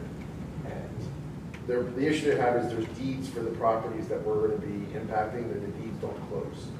So they can't get the properties to line up because then the deeds are written. So they want to go back and trace it from the original subdivision plan if they can, for the property boundaries. Is that likely to be successful? If it was recorded, yes. But they're going to go to the recorded deeds and see if they can find it, because some of these properties go back to the, North Hills was built between the 40s and the 60s, which predates pretty much all of our paper records here. So if somebody's buying a property in North Hills, they don't have closures to whether that deed is all the way back to the original owner? A lot of time when a property is transferred, the next title company just takes the previous deed and regurgitates it. Do we need these deeds for the properties where we're seeking easements? Yes. Is that the whole point? So we know, so we can actually describe the area for the easements. And you're saying that these are old properties that are back to the 1940s? Okay. Well, but the deed may be much newer, but typically when you find a deed for a property transfer, they just take the deed from the last one, pull it out of that mortgage and put it in the next mortgage. Yeah. They don't do the survey anymore. No problem. It's not required that you're not required in Pennsylvania to have a proper survey for transfer. In Delaware, you don't. Is this a showstopper? No. I don't believe so. No, it's just going to, It's take delaying the longer. process. You just gotta go dig for those deeds. So Carroll Engineering is going to have to go look through paper records and see what they can determine, and then put those on the plan. Okay. And then your last item here. And then finally, we have a few upcoming community events. The Historical Commission has their annual cemetery tour on May 30th. That is going to be held at the Chestnut Grove Cemetery. This is part of the Westchester 225th anniversary celebration, and information is on the township website. The Park and Recreation Department's annual summer concert series will begin on June 9th at West Goshen Community Park, which is the first is a children's music concert. And the second is June 23rd, which will host the Chatter Band, and both concerts begin at 6:30 p.m. The Park and Recreation Department's next bus trip is Saturday, June 15th to Camden Yards to see the Phillies play the Orioles, and I have been told that that is sold out.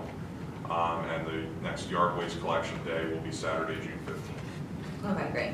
You missed one item here, the energy assessment? Oh, I apologize. So I have been in contact with PICO regarding completing an energy assessment for the municipal complex, and so this will be coordinated shortly. I don't really have an update on any of that, but I do have a contact from PICO that I have a voicemail that I have to return on that. Okay. Oh, yes. The kickoff for the solar array project will be June 18th. We've coordinated with TerraSol, and so we're going to begin we're going to do the kickoff meeting for that on June 18th, and we should hear on when the grant is awarded that we applied for to fill out the Energy Authority as early as July. Great. Well, that's going to use that. So I received an email from Grace Hancock that the EPA may announce awarding of the applications that were submitted by early July. Great. Because remember, they're doing this they are, much like us, they're doing this with ARPA funds, so they have a timeline in which to allocate and spend the money. Yeah. What about the Reading Phillies tickets? Do we still have a lot left for people? I don't know about how many we have left, but I believe they're being distributed until Friday. Okay, great. Yeah, the game is on Friday, so there are tickets downstairs if anybody wants them. Yes, Mrs. Rice. ask for clarification on your executive sessions. I understand, you know, obviously they're loud, and I understand the topics that are allowed to be discussed in executive session. But it's also my understanding that any decision that comes out of deliberation needs to be voted on in public. Not when it comes to personnel decisions, absolutely not. Legal. There were no decisions that were made. There were no Well, decisions but made. just going forward, because I've never, in many years, I don't recall anyway, the board coming out or taking any vote on anything in public, on anything that was discussed in a public meeting. Well, I'll give you an example. So the acquisition of the property on Powell Lane was originally discussed in executive session because real estate acquisition is an executive session topic. Okay. And we voted here in public to move that forward and acquire that. Okay, great. So then any legal, any lawsuits, anything that's agreed upon, maybe that won't go to trial. If you vote one way to settle something, that vote would have to take place in a public setting? It depends on the nature of the settlement agreement. If the settlement agreement is a confidential settlement agreement, then no. Well, I understand that if it's confidential, fine, but the vote to accept it, would that still need to be held in? It depends on the nature of the settlement agreement. All right, okay. Just want you to be aware some things still need to be voted on. You guys don't have to say anything except yay or nay or vote, but we have to know decisions are being made. At the guidance of our solicitor, we are, to my knowledge, following all sunshine rules and regulations of the things that we discuss in executive session, absolutely. Yes. Okay, item number 13, which is the Township Engineer Stormwater Announcements and Woodlands at Greystone Update. Mr. Kolakowski. So I'll start with the Woodlands.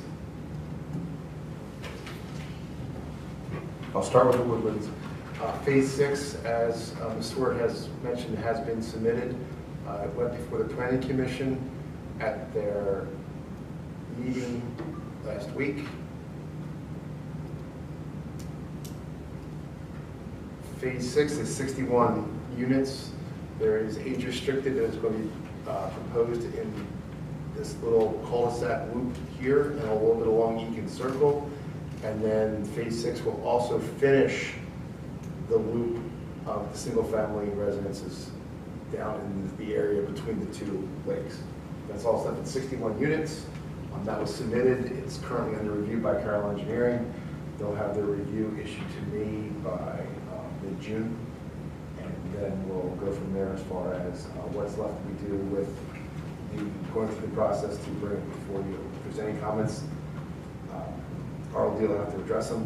Goes back to the Planning Commission, then comes before you. Additionally, I did find out today from the Building Code Department, there's approximately 120 range of units left to be built in all of Greystone. So that's what's left out of the 598. There's 120 that have not submitted permits. And 61 is the... 61 is the phase. So there's 59 left in phase 4, phases They 1 haven't been built yet. There's a total of about 120 that have not gotten permits. Where not they've been built is a different story. We just know they got permits. Okay. Okay. That's the tracking. That's all I have for Greystone. Just a question on Greystone. Sure. With the dam situation, the assessment we had done. The dam situation, so I can give you an update on that. I got an email, yesterday from Ray Grahowski. He's still awaiting approval from DEP for the repairs. Okay. So the repairs to the dam, which is dam 184, which is this dam, there need to be repairs done. And they submitted a report over a year ago to DEP with options, and DEP has not reviewed it yet. He's still trying to get the DEP to review its response. So this dam permit should go still open. So it was over a year ago that we engaged that professional engineer to look at the dams on our behalf? That was engaged in January. So what about the outcomes from that inspection? I have a report. Okay. And some of his stuff is stuff I've already picked up. One of the big issues is there is water seepage in the face of this dam, and that's the big issue that we're waiting on DEP to see what repair is. Okay. What they're going to, because 2 were proposed to DEP, but they have to approve it. It's still under their construction permit. So I have the punch list report to present when they say, okay, DEP's done, here's your report, and here's my punch list. Got it. So that's where it stands. On to the stormwater updates. First update I have is on May 6th, the township was notified that our MS4 renewal was approved in draft format.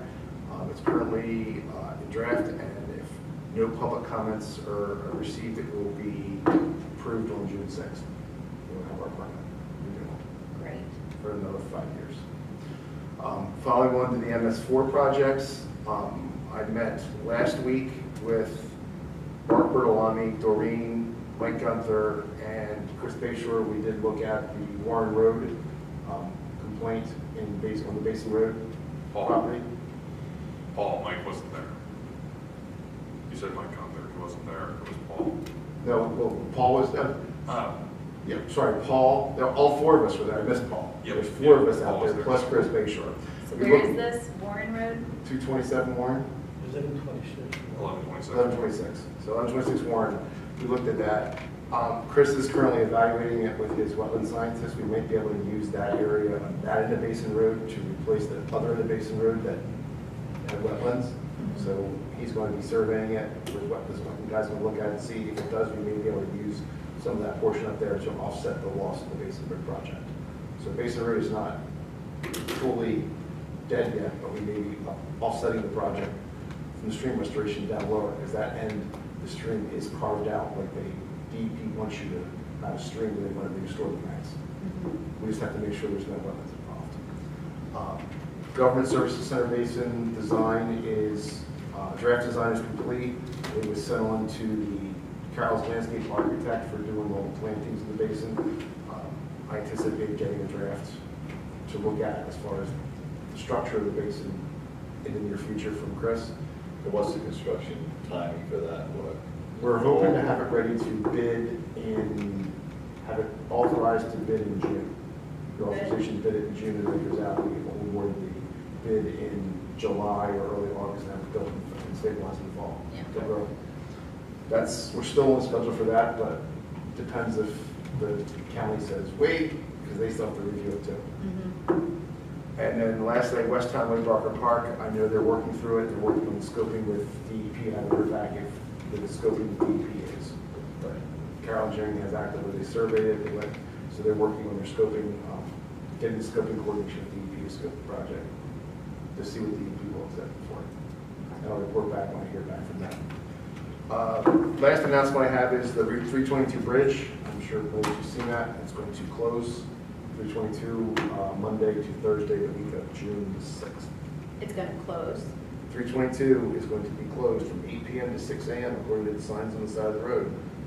From Monday, June 6th through, I guess I can give you the right dates because I don't want to say the wrong dates. The flashing, the message boards on the side of the road say June 3rd to June 6th. The section where the bridge is and also where they're redoing those retaining walls, like the whole thing. Well, they're probably going to be closing it from Phoenixville Pike to New Street. Yeah, right. That whole section is going to be closed for taking the bridge out. From 8 p.m. to 6 a.m. from June 3rd to June 6th. Does that mean that Pottstown Pike's closed? Yes, because the bridge will not. They will Be there. No, Pottstown Pike may stay open because they're only taking half the bridge down at a time. Didn't they say they were gonna do like lane adjustments? They're working on that now. Okay. They're working on the bridge now for the lane adjustments on the bridge up top. Once that's done, then it's only pulling down half the bridge. The first piece that comes down is the piece on the Phoenixville Pike side. And they're doing all that at night. They're taking the bridge out at night, yes. So is 322 going to be closed for that entire period of time? Just 8 p.m. to 6 a.m. Is that on our website? This is the first I'm hearing about it, so it'll go up The message tomorrow. boards just went up this week. I Okay. just noticed them last night driving up. Yeah. I didn't notice them yesterday morning Yeah, coming in. Well, shouldn't they Chief is, notify the township? I mean, I even think they would tell us what is signing. Was that too much to ask? It is too much. Mr. Walsh, I believe you're setting high expectations for PennDOT. Thank you. Now, Brian, does the guy's insurance that hit the bridge pay for a portion of that? No, that's between them and PennDOT. Oh, just curious. No, not sure how that works. He probably paid for the repair, is my guess today. Okay. it off. Miss Dr. White. Brian, may I ask what's going on the other part of the bypass where they resurfaced the road, but then there was a section they did, and they're That's the Ida Slope Restoration Project. That's a separate project on there's a project to repair where Hurricane Ida damaged the slope on the north side of where the barrier's been for 3 years on the north side of 322. Are they rebuilding that roadbed, or is? They're putting a retaining wall in. Is that what you're talking about, Brian? Yes. The sloped areas sort of near the bridge, they're building a retaining wall. It's right here. On the other side? Yeah. Right here where the pavement stops. This is, you can see here where the pavement stops and the pavement starts again. Right in this area right here where you can see the Jersey barriers up here. This area of the road bed was washed out during Hurricane Ida. So the project is to repair that. There's something going on this side as part of the repair.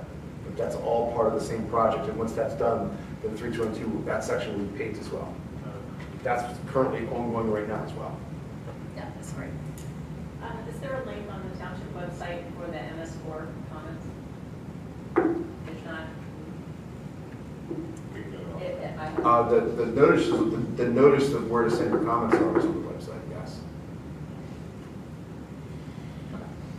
Is that all? That's all I have.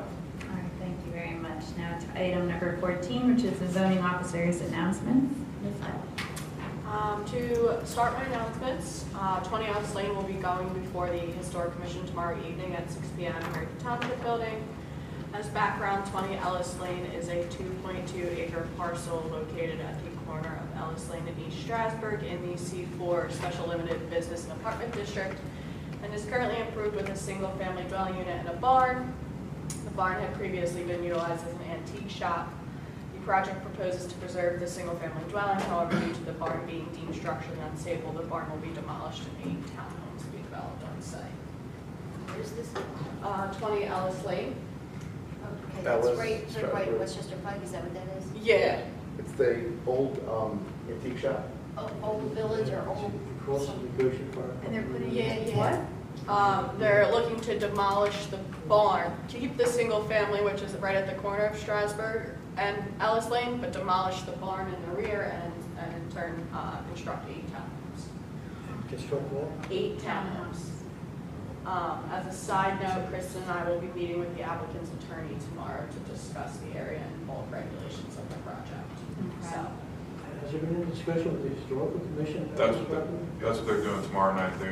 They haven't submitted a formal land development application yet, but when Shelby and Brian and I met with them, was that maybe a month or so ago?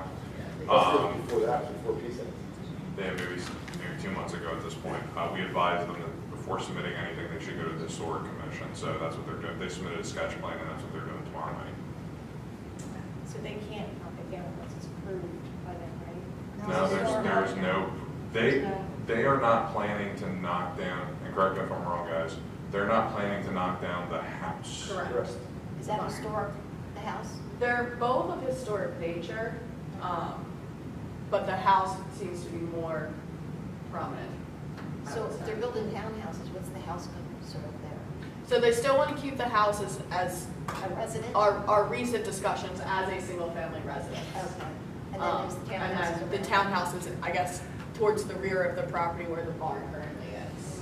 I think the iteration showed like Right here. So this area here, they're looking to.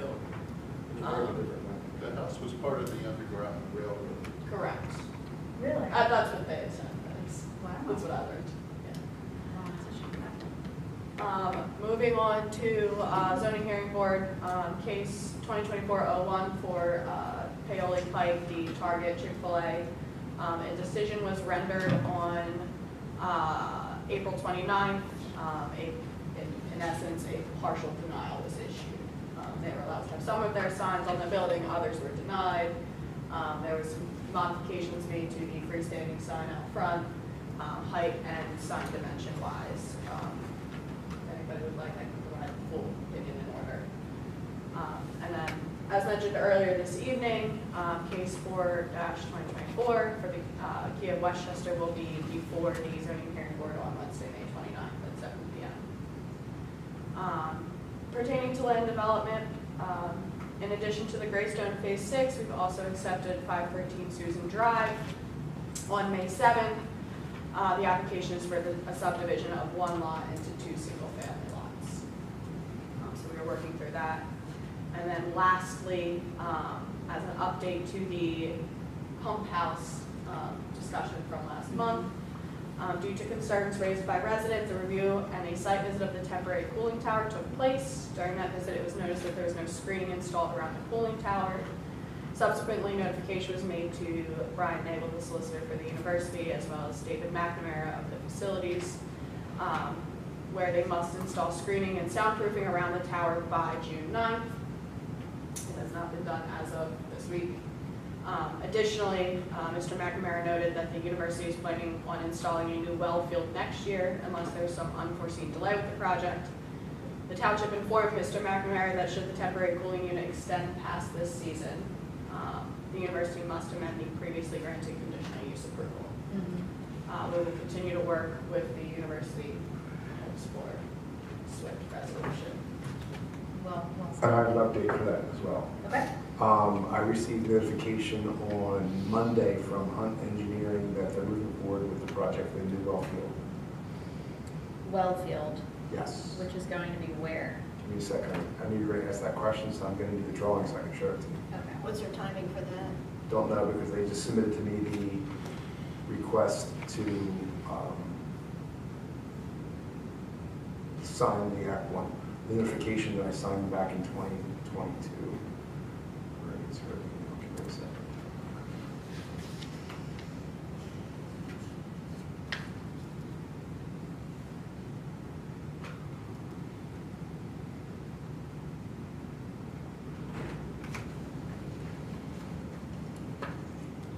So what's the idea, once the well field is built? They'll have additional cooling capacity. And they won't need this at all, ever again, in this location? The idea is they need the cooling tower to be able to run more water through it. So the well field's going to bring their capacity. So give me a second, the PDS not Well, opening. you still have to comply to our June 9th order. Right, for this work, for this, but. It's not letting me. Okay. So it's a geo exchange well field. It is, where did I say it was, Chris? I believe it's by the Stonesbecker. The Stonesbecker building now. It's under the parking lot of South, Stonesbecker. is that South Campus? Here's the plan.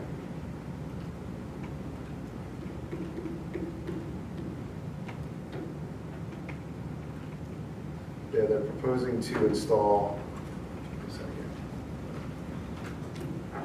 so all the black dots you see along the sides of the building is all the new wells and the piping to connect it underneath the parking lot. Okay. And Is I that see- South Campus? The Sturzbecker? Yes. Yeah. That's so like the that- It's by the health stadium. building? Yeah. Yeah, so that'll tie into the system, because their system is, they have well fields in different places. And you hope to have this done in time for what, for next year's cooling season? Well, I got an email says that Westchester has decided to move forward with the geo exchange well field. Please provide an update, because I signed this notification form in June of last year, so they could get the permit from the state for ENS and NPDS. Didn't go through, it's a year old, and it was a sign, so I signed it this year. So Okay. nudge, nudge, push, push, they're on the way. All right. Thank you very much. Yeah. Moving on. Oh, hang on a second. Yeah, I can show you the plan.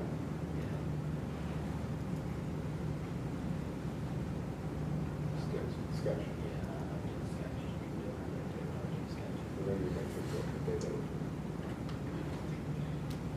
Shelby, thank you for this extensive report, I really like it. Both of your I like the reports details. tonight were. Yeah, I like Yes. the details. Yes.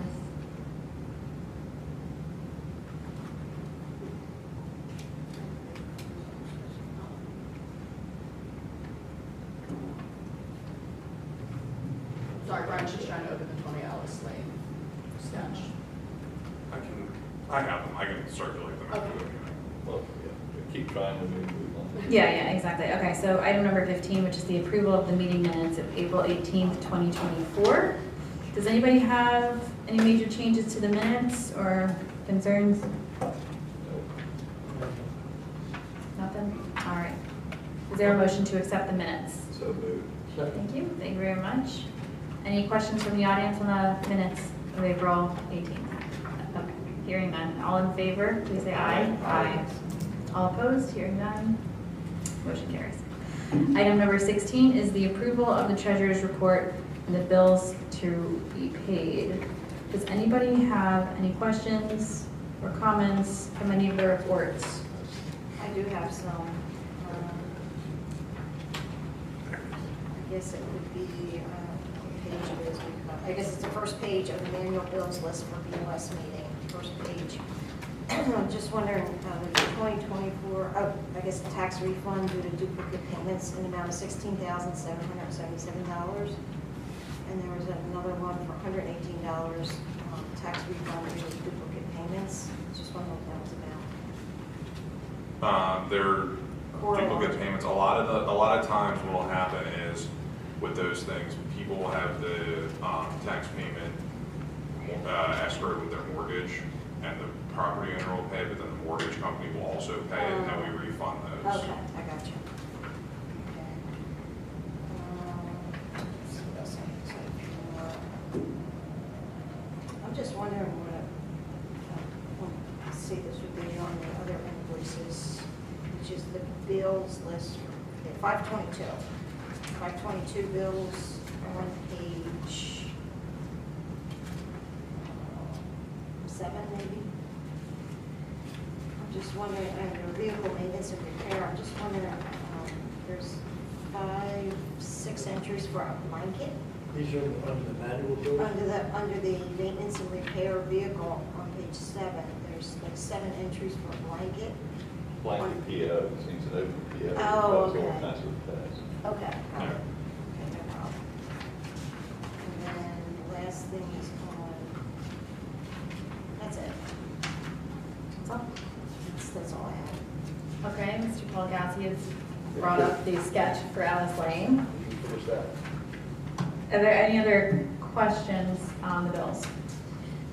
No? Okay, hearing none. Are there any, first, I'm sorry, is there a motion to, hold on 1 minute. Is there a motion to approve the treasurer's report and the bills to be paid?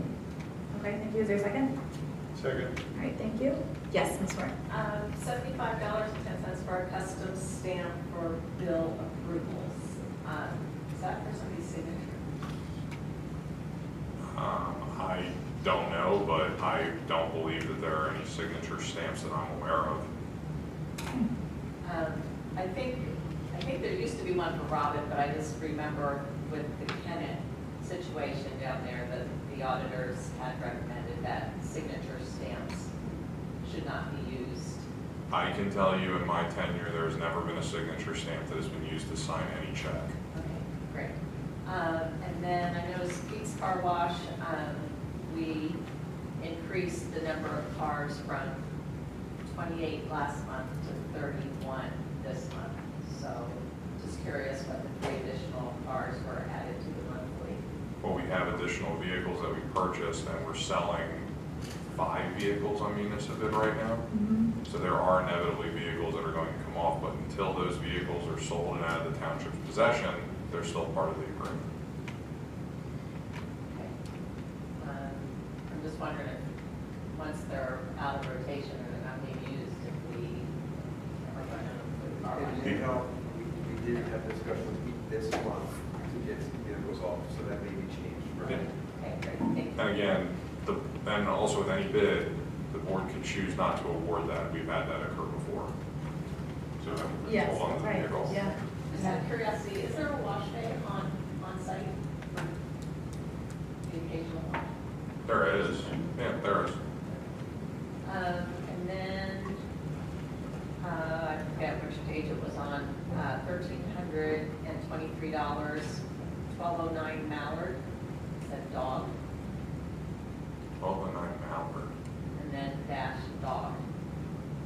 I think it was an Amazon. don't know what that was for. adjacent to this? Yeah. It was Will's invoice.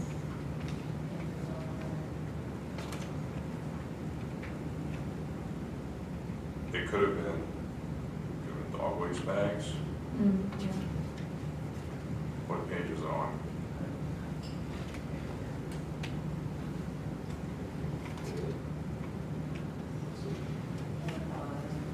Okay, page 3, invoice list by gentleman. At the very top of the third Amazon. It's probably,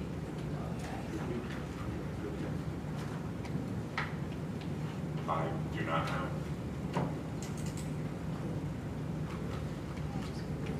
About $1,300. yeah, 1323. We'll look into it. Okay. I mean, that, let's see what that sheet.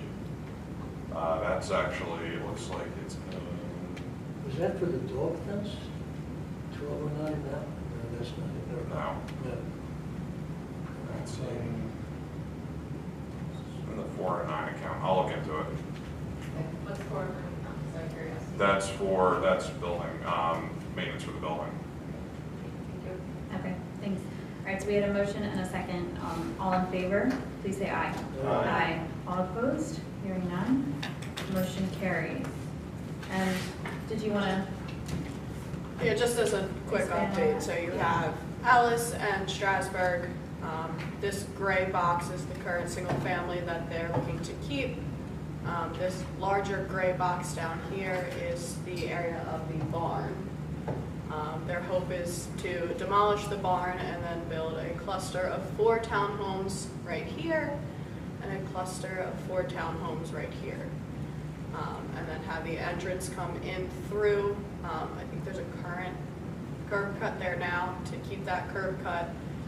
Parking here, overflow parking back here. They mentioned in our meeting having garages. So that would be it, and then the single family, since there is not a garage, would park up in this flat area. Their hope is to also have an HOA for all 9 units. Oh, so the house will be part of the HOA? Correct. Is that East High School right there? They're down further on Alice side, I think, right? That's correct. They're close to, they're not far from Goshen Fire Company. Well, thank you for showing that. That's an R3 residential district? That is the C4 district, C4 Special Business and Apartment District. Because it fronts on Strasbourg. That's right. Apartment or townhomes, or doesn't it matter? It doesn't matter. They're looking to do townhomes, but. Excuse me, do you also share that information with East Goshen, since East Goshen is the other side of the street? They haven't submitted a formal land development application yet. But We haven't yet. Do you automatically do that? We don't, but we would, it's not required, but yeah, we would notify them. Okay. Is there a motion to adjourn? I'll make that motion. Is there a I'll second? second. All right, thank you very much. All in favor, please say aye. Aye. Thank you, everybody. Have a good night. Thanks for coming out, as always. It's only 8:15. You got plenty of night left.